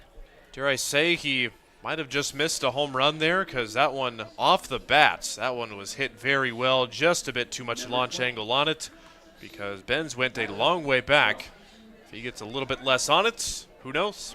Plus the wind blowing in doesn't help, but at this point you don't need a home run, you need base runners. And here comes Tyler Welch. Welch 0 for 3 on the day. Ground out, line out, fielder's choice grounder. Hastings down to its final 5 outs. What was a well-pitched, well-played game for most of this one. The Bison find a way to get a couple of crooked numbers and are now firmly in command and looking for their first win of the year as Brian Atkinson trying to close things out here in the 8th and perhaps 9th innings. The good news, the Bison, they have a team ERA of 8.8. They've given up some monster numbers this year. Can Hastings find a way to put a crooked number up there and battle it out? They don't have the appearance of an 0-13 team, though. They have fun. You go down to their dugout. They're still enjoying each other's company. And like I say, I liked what they've done with Trey Martin. He just seems to have them in the right mindset. And now they're on the verge of their first win of the summer. Now 1-2 the count on Tyler Welch. What a start for Austin Raines, but he will remember the 7th and 8th instead of those first 6. See, ends up working 7 and could not get an out in the 8th. As the pitch is fouled away, 1 ball and 2 strikes, ends up going 7 innings, allowing 5 earned runs. I should say 5 runs, 4 of them earned on 5 hits, 8 strikeouts, 4 walks, but 3 of those walks came in the 8th inning. Ugh, just a tough ending after a really, really good start for Austin Raines. 1-2 delivery. Line drive, center field, base hit. So 1 on, 1 out is Tyler Welch. Not trying to do too much there, just sends one into center field, and here's Jet Hannaford. Sent it right back where it came from on the 0-1 counts. Looked like a fastball right on the outside part of the plate. That is one of Welch's many wheelhouses right there. And that's a good enough for a 1-out single. Here comes Jet Hannaford, an infield single. He's reached on an air, he's stolen a base, and he's flown out to right. 1 for 3 for Jet Hannaford. Laid down a bunt. to get his base hit back in the second inning. Got Martin playing pretty well back, and it wouldn't be a terrible move to lay down a bunt here to try to work your way on with an infield single. Down by 5, needing base runners here, and it's getting late. Takes this pitch in the turf. Really good stop, as Jaden Santiago's been good. And I'll tell you, if you're going to be a catcher, these last 2 days have been the day to be a catcher. If you got to catch in back-to-back days, about 75 yesterday, 70 at game time today. Paradise USA here. Yep, not like those 90-plus days when you're having to catch 18 innings. And plus this game, I mean, I can't imagine it being fun being a catcher, but this would have been a fun game to catch for most of this inning. Guys throwing strikes, quick outs. It was a crisply moving game through 6 today. But now it has bogged down a bit. We've seen 10 runs scored in the last 3 half innings. Hannaford, big swing, no contact, 2 balls and 2 strikes on Jet Hannaford. And the Bison dugout really getting into this because they can sense it. 5 outs away from their first win of the summer. Last year, they went 2-17, beat Spearfish 11-8, and the aforementioned 10-8 victory in Grand Island against the Hastings Sodbusters. They scored 6 in the 8th that day. Bouncing ball to the third baseman. Long throw. Safe. Infield single. Jet Hannaford. Really well played by Trey Martin, and he's got himself an arm. But Jet Hannaford, too much speed. And 2 on and just 1 out for Luke Ray. Yeah, that one was perfectly placed. You saw the back foot drop by Martin, and that's when you think probably Hannaford's going to make it there. You can't blame Martin at all. It was took him into a weird spot, and Hannaford with the speed. That's an infield single. Luke Ray's 1 for 3, and if you are the second baseman, Rhett Rogers, be ready. All 3 of Luke Ray's balls put in play today have been grounders to the right side. He had the infield single back in the second inning, grounded out to second in the 4th, and a fielder's choice grounder. He tries to bunt here. It's a pop-up and a great play for Santiago. 2 outs in the inning. Jaden Santiago out of the box to grab it, and a disappointing outcome there for Luke Ray as 2 on and 2 out for Chase Miller. I mean, that's quite literally worst-case scenario right there. On a bunt, just giving yourself up, and now you're going to have to ask Chase Miller to swing away. Well, again, you had the third baseman back, probably bunting for a hit here. Down by 5, just trying to get another base runner. And now here is Chase Miller, 1 for 2 on the day. He had a sacrifice back in the second, a single and a run scored in the 5th, the ground out in the 7th. We're now in the 8th as the Sodbusters trail it 8-3. Here's the pitch. Hard hit ball down the third base line, but foul. About 7 feet from extra bases for Chase Miller, and it's been that kind of game, too. How many Bison balls have been bloopers? You remember their 2-run 7th inning. And they had back-to-back bloop hits. One of those scored a run. And they had a couple of bleeders in the 8th as part of that 6-run inning. But Remington Hart didn't get cheated as he had the 2-run double to put the finishing touches on that 6-run frame to put his team up by 5. 0-2 pitch now on the way. Outside. 1-2 on Chase Miller. He is a Hoosier fan, and he should be. He's from Walkerton, Indiana. Went to John Glenn High School, and he had so much fun. This past year, they went to a lot of Hoosier football games. They feel the Husker pain. On pitch outside. 2 balls and 2 strikes. Indiana football had not been good for a long while. And it was a pretty special year for the Indiana Hoosiers. And just as a college football fan in general, that was pretty cool to see them have that kind of a season in Indiana. 2-2 with 2 outs. And the pitch. Inside for ball 3. Trying to get another base runner here for Hastings. Down by 5 in the bottom of the 8th. If you could just find a way to get a couple here, you feel like you got a fighting chance in the ninth. Drew Vega waits on deck, and you would love to get him at bat. He's already 2 for 3 with a double and 2 runs batted in. Bouncing ball to the left side, foul. Good job for Chase Miller to spoil that one. Pitch count mounting a bit for the second man in the pitching lineup for this Bison team as Atkinson up to 49 pitches after Walters threw 76 to begin the game. 8-3 Bison, 3-2, 2 outs. Runners will be off. If you like to dream a little bit, put one in a gap and maybe get 2 runs home here, particularly with Hannaford running at first. Bison playing very deep in left and center. Off the fist, it's a grounder to the third baseman. Trey Martin steps on the bag to end the frame, and Hastings does not score. No runs, 2 hits, 2 men left. We head to the ninth. It's 8-3 Bison. This is Sodbuster Baseball. Hastings Sodbusters Baseball's in full swing, bringing you another fun-filled summer of high-level collegiate woodbat baseball at historic Duncan Field. A great way to spend a summer evening with your families at a Sodbusters baseball game.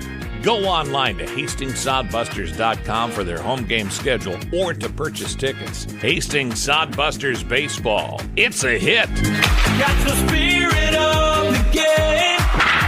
The Hastings Sodbusters. Let's face it, we move our bodies around a lot. And sometimes things happen. A tweak, twist, pull, strain, ache, or pain. At Fisk Chiropractic and Sports Care, their goal is to restore your mobility, keep you moving, and ensure your rehabilitation is effective, efficient, and stress-free. Do you suffer from headaches and neck pain, lower back or sciatica? Call Fisk Chiropractic and Sports Care today. Start to discover wellness through chiropractic care. Fisk Chiropractic Sports Clinic.com. Start feeling better now. Head of the ninth inning, Sodbusters are down by 5, trying to get a 0 on the board from their second pitcher of the day, Elijah Thomas. Thomas coming in relief of Austin Raines. He ends up allowing 3 runs, all of them earned on 4 hits. A couple of strikeouts for Elijah Thomas. Didn't pitch poorly. Had the blooper that got out of the glove of Jet Hannaford on the dive. He had the ball that appeared to be a routine fly ball to left, but the Sodbusters playing very shallow out there. It ended up being a double. When all was said and done, the Bison would score 6 in the frame. Now they bat their top of the order, Rhett Rogers, looking to add some insurance. Hastings needs 3 outs and 5 runs to get this baby to the 10th inning for the second straight day. 1 ball and no strikes the count on Rhett Rogers. Rogers had a single as part of that 8th inning and scored a run. Pitch outside for ball 2. And I know he gave up some runs, but it really felt like Elijah Thomas had a pretty good inning of throwing the baseball. 2-0 delivery. Finds the inside corner there. 2 balls and a strike on Rhett Rogers. 122 coming into today. Did lead the team in runs scored with 8, and he's added to that total with a run scored in this one. Pitch is swung on and missed. 2 balls and 2 strikes. If you tuned away and came back, wow, what a turn of events, huh? Had a pitcher's duel through 6. 1-0 Hastings heading into the 7th. 10 runs since. 2 for the Bison, 2 for the Sodbusters, both in the 7th, and then the back-breaking 6-run 8th inning, eerily similar to a year ago when the Bison beat Hastings and they scored 6 runs in the 8th inning that day in Grand Island. Bouncing ball to the left side. Third baseman's got it. Hector throws it away as Sodbusters could not get there. Wells tried to come off the bag, couldn't get it done, and scooting into second is Rhett Rogers with an insurance run there. Hector had plenty of time out at third base, and it looked like he aimed that throw over there, and that's what they tell you in Little League. Don't aim the throw, just throw it. Hector short-armed that one there, likely led to the misfire. And so it'll be Sam Benz to come to the plate now for the Bison. Benz a walk and a run scored last inning. As a matter of fact, he's scored in each of the last 2. Reached on an error in the 7th. He's been on base 3 times. Grounded out his first time up. A couple of walks to go along with that reached on the air, and swings and misses here. No balls, 1 strike on the future Southwestern Mound Builder NAIA team in Winfield, Kansas. He was at Missouri Valley this past year. 0-1 delivery. Bounces this one to the right side, but foul. Quickly 2 strikes. Sodbusters need to maintain that focus. If you can't get it today, got to come out and play well tomorrow. So you're just trying to at least play it inning to inning, pitch to pitch. You're down by 5. It's not looking good, but finish this one on a high note, whether it's a win or a loss. No action behind Thomas, and I'm sure at this point you don't want to use anybody else in a 5-run deficit. Here's the pitch. Good stop by Johnston on that pitch in the turf. 1 ball and 2 strikes on Sam Benz. Coming to the Midwest after living on the coast to play his college ball. Getting a chance to do this summer thing with the Bison baseball. Has 18 games in 19 days. You want to come out and play some baseball? Good opportunity. You have no home, by the way. You're going to be on the road all the time. If it's something you want to sign up for, but these guys probably making some lifetime memories and friends in a summer like this. 1-2 the count after the pick play back to second. Nothing happening there. Pitch just off the outside corner, according to Bill Biven. 2 balls and 2 strikes on Benz. Top of the ninth. This game has gotten away from Hastings as this small crowd, not much to cheer about at this point, in an 8-3 Bison lead. Elijah Thomas brings it home. Foul back. It remains 2 balls and 2 strikes. Sam Benz, the starting pitcher yesterday, and DH, so he stayed in and got himself a multi-hit game, 2 for 3 with an RBI. His starting pitching, I'd say those first 3 innings wore on yesterday, and the Sodbusters come from behind win.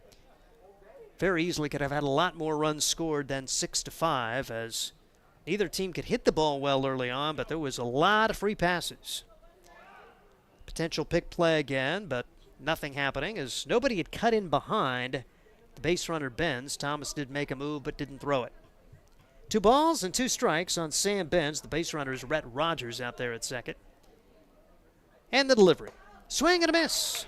So Thomas comes back to get Benz. Runner at second base, and 1 out now for Louis Coca. Game up in Pierre just went final. The Oahe Zap taking down the Fremont move 4-2. The Zap's second half surge, pun intended, keeps going. So Oahe now 12-5. Fremont falls to 10-8.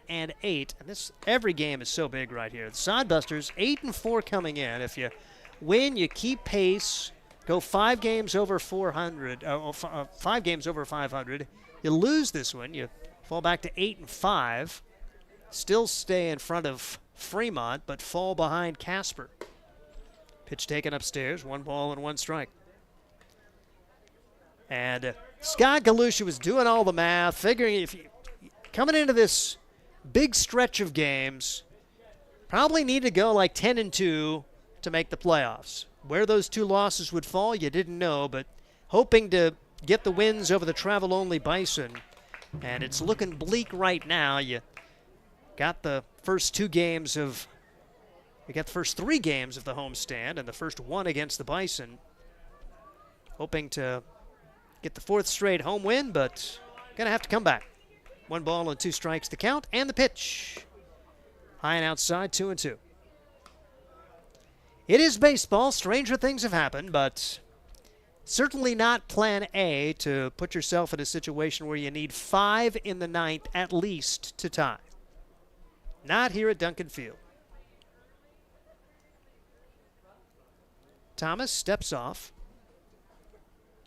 For the Bison baseball, they'll play another one tomorrow here, then have that, as Ryan mentioned, 7+ hour trip. That's if you're driving. Bus, I don't know if it's going to get there in 7 hours or not. You're probably making a stop or 2 along the way as well. Yep. And then 2 against Casper. If you could have just gone to Spearfish on the way, but no, you have to go all the way to Casper, then come back to Spearfish. 2 at Casper, 1 at Spearfish to close out their 18 games in 19 days. Saw the Plainsmen earlier this year. They had a couple of kind of built-in travel days, which made theirs a little less grueling. Pitch outside, 3-2. Long extended at bat to Louis Coca. Runner at second, 1 man out. Remember when this game was moving along crisply? Kind of forgot about it. I won't even lie. Yeah, the 7th and 8th have distant memory. 7th and 8th have drug on, and now we are in the 9th, and there's a walk.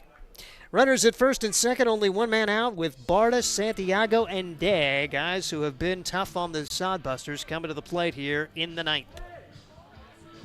They can feel it now, up by 5 and looking for more. Cole Barta, he had a big at bat the last time, a large strikeout for Elijah Thomas. You thought you had a little dream there that the Sodbusters could survive the inning in a tie ball game. Well, that didn't quite work out that way. Big swing, no contact for Cole Barta, who's 2 for 4 on the day. Feast or famine for him, a pair of singles, a pair of strikeouts. And again, Thomas struck him out on 3 pitches the first time, so he has not had a good look at Elijah Thomas as he couldn't make contact on that first swing. Off speed, and he misses again. Quickly 2 strikes on Cole Barta. Thomas, now what do you throw? Got the fastball for a strike, you got the curveball for a strike. Just don't make it too good right here. Runners at first and second, 1 man out. Hastings down 8-3. Bison looking for some insurance. And it's Elijah Thomas's game with no action behind it. Swing and a miss. So there's 6 pitches, 6 strikes against Cole Barta. And he will probably be happy not to see Elijah Thomas again in this series. Forget the curve, Elijah. Give him the heater.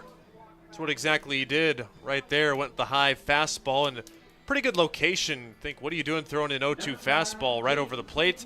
Elevate it a little bit. Some guys just cannot lay off it.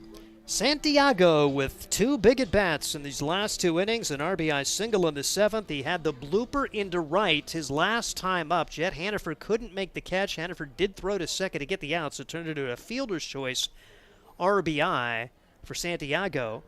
And didn't need to go around. Was he able to check his swing? Yes. 1 ball and no strikes on Santiago, who is 1 for 4 on the day with 2 runs batted in and a run scored. 8-3 the score. The Sodbusters down here in the top of the 9th inning. If and when we ever do get to the bottom of the 9th, it'll be 9-1-2. Pitch taken upstairs. 2 balls and no strikes on Jaden Santiago.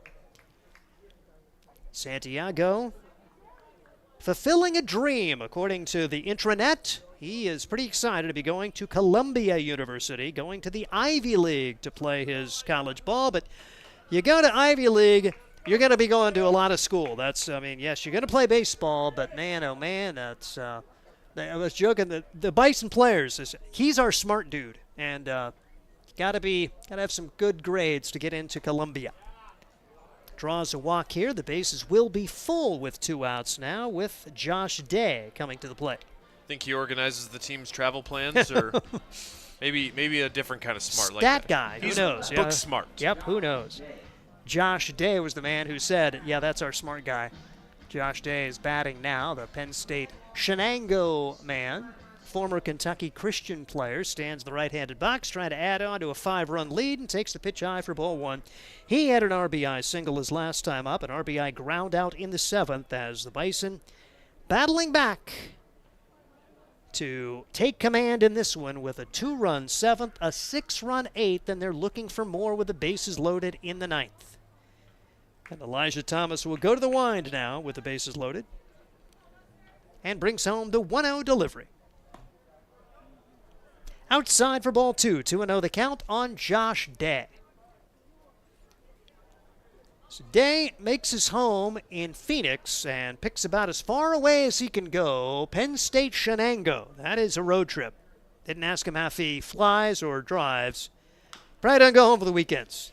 Grounder back to Thomas. He'll run it over to first, an underhand toss. So all of that results in no runs, no hits, 1 error, 3 men left. We're ahead of the 9th. Sodbusters need 5 to tie. It's 8-3 Bison. This is Sodbuster Baseball. At Hastings College, we celebrate all the ways you shine. From more than 20 athletic teams to band, choir, theater, and art, plus esports, creative writing, speech, and media. Join in to earn a scholarship and find your people, the friends you'll hang out and have fun with. It's what makes Hastings great. So check out Hastings College, where your experience matters, in the classroom and in the activities you love to do. Visit us at hastings.edu. CPAs is your locally owned, full-service accounting firm. Our team of professionals have years of accounting experience and focus on building in-depth relationships with our clients. Our comprehensive and customized solutions are tailored to your specific needs. We pride ourselves in our commitment to integrity, objectivity, and professionalism. At Core CPAs, we provide tax services, payroll, bookkeeping, assurance and financial reporting, and much more. Visit our website at corecpas.us. Got to the bottom of the ninth inning. There are some defensive adjustments that we will try to do our best to see. They're still talking things over with Andy Chase, the statistician, so we'll get him on Game Changer eventually. But we do see Curtis Lindsey into the game. He was the DH, likely playing center field.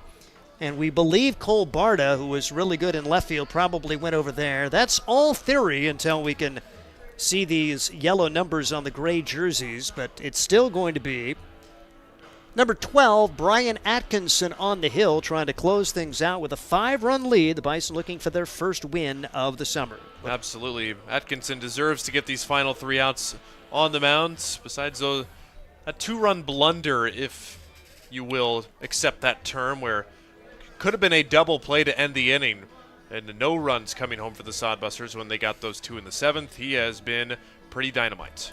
Yep, really good, and then their starter was certainly good enough. River Walters, who ended up taking the loss yesterday, he ends up working the first 5 and allowed just 1 run. A team with a combined earned run average of 8.8 certainly hasn't looked like it today. The Sodbusters are going to need some base runners with Drew Vega. The only guy you'd like to have up there in this spot, a good patient hitter, and find a way to get some base runners. And this is the part of your lineup you'd like to be in, 9, 1, and 2, if you're going to have a big inning. Here's the pitch. Ball 1 to Drew Vega. With Vega coming up, it's basically 1, 2, 3 at the top of your lineup. Yep. And Vega 2 for 3, a line out to center, an RBI double, a single, and a run scored after stealing 2 bases there in that 7th. At that time, it looked like a huge answer. The Sodbusters were up 1-0, gave up 2 in the 8th. I should say gave up 2 in the 7th, scored 2 in the 7th, thinking, all right, 3-2, got the momentum right back. But 6 in the 8th inning, the difference in this one for the Bison. Pitch inside, nearly got a piece of Drew Vega as he tries to come back and win the hit batsman title on this Sodbuster team. Still 3 behind Jackson Crane at this point, who was not in the lineup for the Sodbusters. 3-0 delivery in there for a strike, and that is one thing about the Bison. They really struggled with the walks. The hit batsman yesterday, just 3 walks today.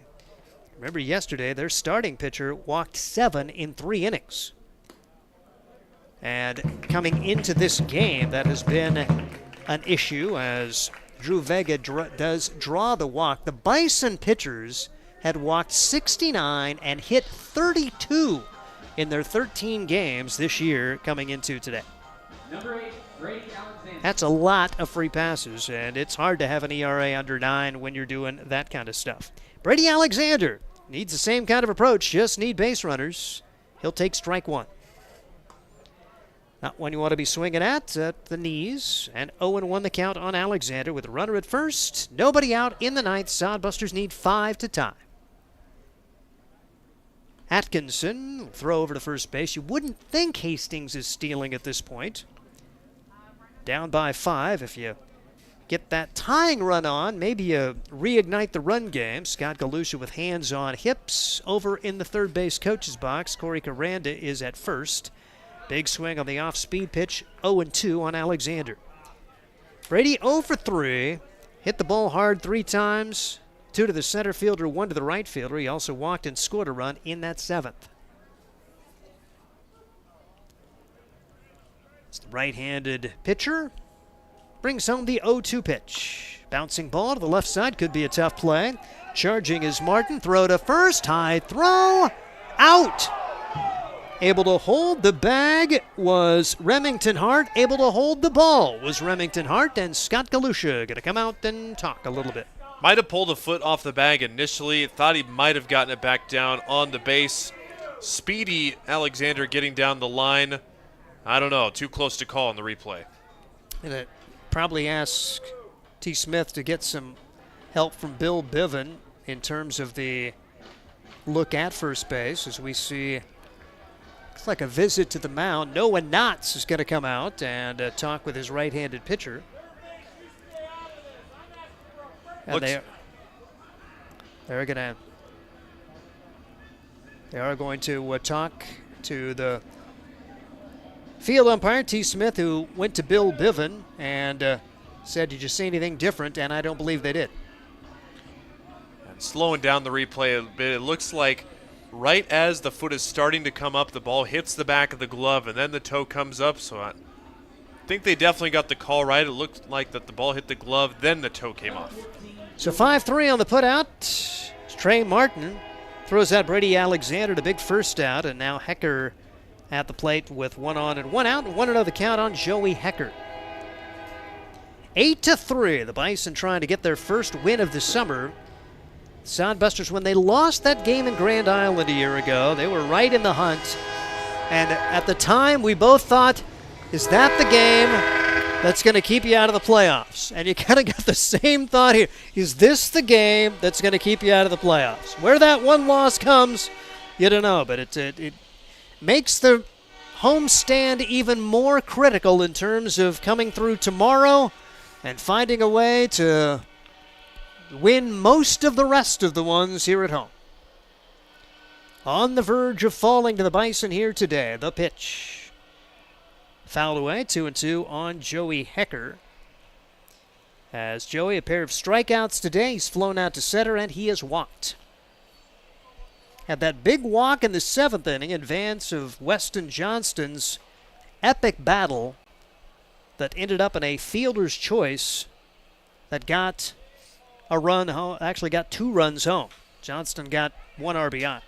Bouncing ball to the shortstop. He'll set, he'll throw, low throw, and going to be bobbled, and reaching is Joey Hecker. So Sodbusters will have runners at first and second and 1 man out. That's why you always run it out to make it a little bit tougher on the defense. Coca bounced the throw, Hart not able to dig it out. And a visit to the mound by the pitching staff. Now Brian Atkinson now at 80 pitches, and this might be it for him. Yep, it looks like the pitching change will be made as we saw Noah Knotts come out for his 2nd time acting as the coach. And I think the head coach is going to try to get the save. We'll see how it goes, but we're going to take a break and let you know about the new pitcher when we come back. This is Sodbuster Baseball. Blue Fork Kitchen features elevated comfort food in a family-friendly, fast casual environment. With a full menu, you can sit down for a nice meal or order online for pickup. From salads and wraps to burgers and steaks, Blue Fork Kitchen has your kind of food. Open Tuesday through Thursday, 11 to 9 p.m., and Friday and Saturday, 11 to 10 p.m., with a special brunch buffet Sunday from 9 to 2 p.m. Blue Fork Kitchen is located in the Cimarron Plaza, 38th and Osborne Drive in Hastings. Like them on Facebook. Make your next pit stop at the Coach's Corner. A friendly staff and a deep lineup of snacks. You can find Coach's Corner in North Hastings on Osborne Drive East. More than just a gas station, Coach's Corner is the place to get delicious pizza made fresh for you and your family. Don't take our word for it. It's so good it'll be featured at selected Sodbuster home games this season. For a convenient and clean experience, be sure to check out the new convenience store in North Hastings, Coach's Corner. Something you don't see every day. The starting third baseman and the head coach is coming in to try to save the game, or finish the game more accurately, for this Bison baseball team, as Trey Martin, who is the head coach, started today at third base. He will call his own number here. He's 0-1, a 5.25 ERA, has made 1 appearance, 5 1/3 innings, 4 runs, 7 hits. He struck out 1, he's walked 4, he's hit 2. Opponents hitting .333 against him. Sodbusters will have runners at first and second, 1 out, trailing by 5 here in the 9th. Steve Stein, Ryan Valenta, also the man who was pitching, Atkinson, will stay in the game, and he will play first base. You've got there the third baseman now is going to be Remington Hart, who was at first base. We mentioned Curtis Lindsey stayed in the game, and he is in center field. He was the DH. And the Sodbusters will have an opportunity to try to make a big comeback, but only 2 outs with which to work as Weston Johnston comes to the plate. This will just be the second outing for Martin this summer. Last out 11 days ago, made a start against Milwaukee and took a loss. Gave up 4 runs. See if he can have a repeat of that outing here in this 9th. Here's the pitch. Misses for ball 1. Great stop. Santiago's looked pretty good behind home plate. Keeps that one from going by. It's 1 ball and no strikes on Weston Johnston. Sodbusters again need to be patient. They have to have base runners here in this 9th inning. 5 to tie. Here's the pitch. And that bounces away. Runners will advance 2-0. And 2 runners in scoring position. Takes away the double play possibilities. Weston, we'll see if he's got the take sign on himself here with his team down by 5 at a 2-0 count. Cale Jensen waiting on deck. Sodbusters hoping to get Welsh and Hannaford in at bat here in the 9th. 2-0 delivery. Took something off of that one and found the outside corner for strike 1. Pitching change, by the way, is brought to you by Joyride Pedal Company. Looking for a unique way to celebrate? Joyride Pedal Company. Bouncing ball to the left side. Run will score. Shortstop's got it. The set, the throw to first in time. Good job there for Louis Coca. They don't care about that run. Vega scores. Hecker to third base. Johnston is out, and the Sodbusters are 1 out away now from defeat. And Cale Jensen tries to keep it going. 8-4 now. Hastings gets 1 back in the 9th, but they need 4 more and don't have any room for error. Here's the pitch. Misses for a ball. 1 ball and no strikes on Jensen. Jensen, after his pair of triples yesterday, a little more frustrating day today. 0 for 3. He did walk. Takes the pitch for a strike. And that, my friends, is baseball. From one day to the next, you don't know. Wind blowing in, ball bounces away, but another tremendous stop for Santiago, who was able to keep it from getting to the backstop. It bounced out of his glove and up the first base line a few feet, saving the 5th run of the day. Count 2-1 to Jensen. Tyler Welch waits on deck for the Hastings Sodbusters. Here's the pitch. Hard hit ball, knocked down by the first baseman. Throw to the pitcher covering, and that is the ball game.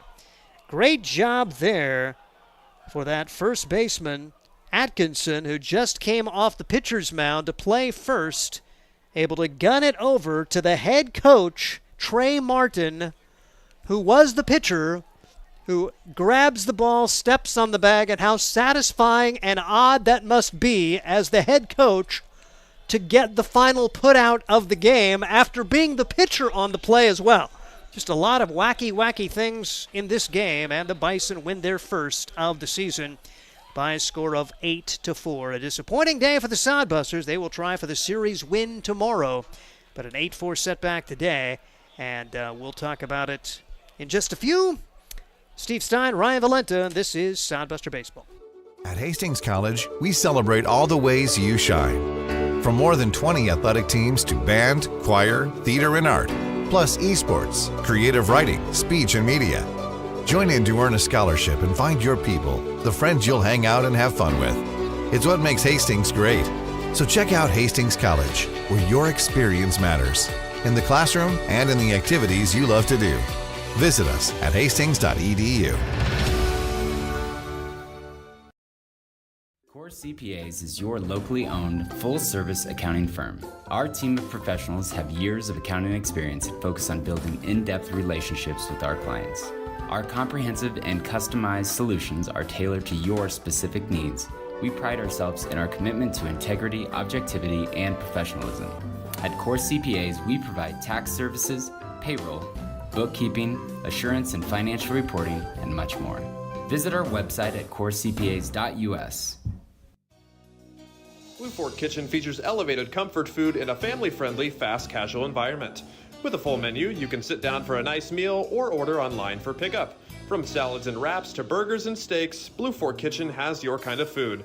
Open Tuesday through Thursday, 11 to 9 p.m., and Friday and Saturday, 11 to 10 p.m., with a special brunch buffet Sunday from 9 to 2 p.m. Blue Fork Kitchen is located in the Cimarron Plaza, 38th and Osborne Drive in Hastings. Like them on Facebook. Make your next pit stop at the Coach's Corner, a friendly staff and a deep lineup of snacks. You can find Coach's Corner in North Hastings on Osborne Drive East. More than just a gas station, Coach's Corner is the place to get delicious pizza made fresh for you and your family. Don't take our word for it. It's so good it'll be featured at selected Sodbuster home games this season. For a convenient and clean experience, be sure to check out the new convenience store in North Hastings, Coach's Corner. Hi, I'm a baseball umpire. My job can get pretty stressful. I have to keep my eyes open at all times, and if I don't make the right call, people boo me. So to relax, I visit a Nebraska lottery retailer like this one and buy some scratch tickets. It always calms me down. Hey, you cut in line. I did not. All right, you're out of here. Hey, he didn't cut. All right, you're out of here. I feel better already. The Nebraska Lottery. Top prize odds vary by game. Nothing like relaxing on a summer day. Nothing like taking in a Hastings Sodbuster baseball game. And there's nothing like an ice-cold Pepsi to make the day perfect. Pepsi Cola of Hastings wants to make your nothing like be the best day it can be, whatever the occasion. Enjoy your favorite refreshing Pepsi product throughout the Sodbuster season and make your nothing like memories. Pepsi Cola of Hastings, a proud sponsor of Hastings Sodbuster Baseball. A disappointing end to a pretty good game for the Hastings Sodbusters. They fall 8-4, a game that was whipping right along. We were a little over an hour, 6 innings into this one. Hastings had a 1-0 lead, and then Ryan Valetta, what the heck happened? Well, it was just that collapse of a seventh inning where it wasn't even meant necessarily the seventh inning. It was more the eighth inning that was the collapse. But the seventh inning I want to go back to as well. Austin Raines, we were talking about it just a moment ago. He had 6 basically almost perfect innings. He allowed a stray base runner here and there, but that seventh inning, the leadoff error by the play at the shortstop to the first baseman, then the hit by pitch, then a single, then a couple singles, and then finally Raines was taken out. I think I would have liked to maybe see a reliever come in a little bit sooner, even though Austin Raines has gone that far in a game before. It was clearly signs that he might have been running out of gas. Of course, you don't want to try and take out a guy when he pitched 6 great innings, and you don't want to take that away from him whatsoever, but there's just some innings where it is going to happen, where the wheels start to fall off the cart. That did happen. Only gave up the 2 runs, which wasn't horrible, but then the 8th inning, where the Sodbusters pitching staff combined of Raines and Elijah Thomas give up 6 in that inning. Then the offense just didn't really show any fight in them after that. Disappointing loss, but then again, we mentioned this Bison baseball team did not look like an 0-13 team. Win for them was bound to happen sometime, so we tip our caps. Congratulations to the Bison on their first win. Later in the game, they found a way to get the win. Yep, they had lost 4 one-run games, including the walk-off yesterday, 6-5, so I'm sure they came in with a little confidence, knowing that they could play with this Hastings team. And Hastings, you love the way Raines got the start and the way he competed through the first 6+ innings of this one. But offensively, you can start with there. You need to try to put a little more pressure on. But the Bison getting a good start from their right-hander, a guy who took the loss yesterday, River Walters. He ends up working the first 5 innings, allowing only 1 run on 5 hits, striking out 3. But the big stat, no walks. This is a staff that has given up a great number of walks and hit batsmen. They didn't hit a batter tonight. So he set the stage. The Sodbusters did have the 1-0 lead when he left, and Raines getting into the 7th, giving up the 2 runs, but then in the 8th inning, he gave up a walk to start, then gave up the single, and then leaving him in for 2 more walks. So they had scored a run, had nobody out, and really kind of tough luck for Elijah Thomas. Comes in, gets a strikeout. The next one was a pop-up into short right field. Remember, that was the play where Jet Hannaford couldn't quite get there, but he was able to get a throw out at second base, but they did score a run there. But then this Bison baseball team finding a way with the 2 outs on the board. They get single, 2-run double. And instead of, if you could just minimize their 1-run, 2-run game, but they end up getting 6 in the inning. They lead it at that time by a score of 8-3, and Sodbusters get a consolation run and fall 8-4. Final line score in this one: Sodbusters 4 runs, 8 hits, 2 errors. Bison baseball, 8 runs, 9 hits, and 2 errors for Hastings. A multi-hit game from Jet Hannaford. He goes 2 for 4. A multi-hit game for Drew Vega in that number 9 spot. Goes 2 for 3, a double, an RBI, 2 runs scored. Other producers, Alexander scored a run. Had Weston Johnston go 1 for 5. He was awarded 3 runs batted in the game. Tyler Welch 1 for 4 in the contest. Luke Ray 1 for 4. Chase Miller 1 for 3 with a run scored for the Hastings Sodbusters as Hastings comes up a little bit short today, 8-4. Josh Printer is off this weekend at a wedding, and so Scott Galusha, acting head coach today, kind of a tough one. These Bison, you knew they were going to get one sometime. You just didn't want it to be against yourself. But what about the first 6 innings of this game? We're talking 1-0 through 6, and really fun baseball. Yeah, it was. It was clean baseball, a lot of strikes, a lot of early pitch action, and I'm like, what the heck's going on? It seems a little bit crazy, but, I thought we were, well, first of all, take a breath, Scott. You had to hustle up here. Let me finish the numbers because I'm a guy that's older than you, and when I come up to a press box and don't have my breath, I never do get my breath. So we're going to talk about pitching. Raines goes 7 innings, allows 5 runs, 4 of them earned on 5 hits. He ends up striking out 8, walking 4 before it's all said and done. But 3 of those 4 walks came in that 8th inning. Before he was lifted. So those are the numbers that were significant for the Hastings Sodbusters. The Bison, they had a couple of multi-hit games. Barta goes 2 for 5 with a good contribution there. Santiago 2 for 4, 2 runs batted in and a run scored. Other than that, just about everybody else getting some sort of production as they get their 8 runs on 9 hits. Got your breath back, man? Well, first of all, it was more anger than tired. Okay. Just disappointed. My job was to come in here and try to keep the ship going the right direction. And I felt like we overswung a little bit. We hit the ball hard early, but we hit the ball hard in the air. And when you do that at Duncan Field, you're asking for trouble. And we just couldn't get out of it. I mean, I think the first 3 innings, I think we hit 4 balls on the ground. And out of those 4 balls, we got 3 hits out of the deal. And we just didn't do that enough. And the Bison are way better than their record. We knew that coming in. We saw it yesterday. We saw it today. They compete, and they deserve to win.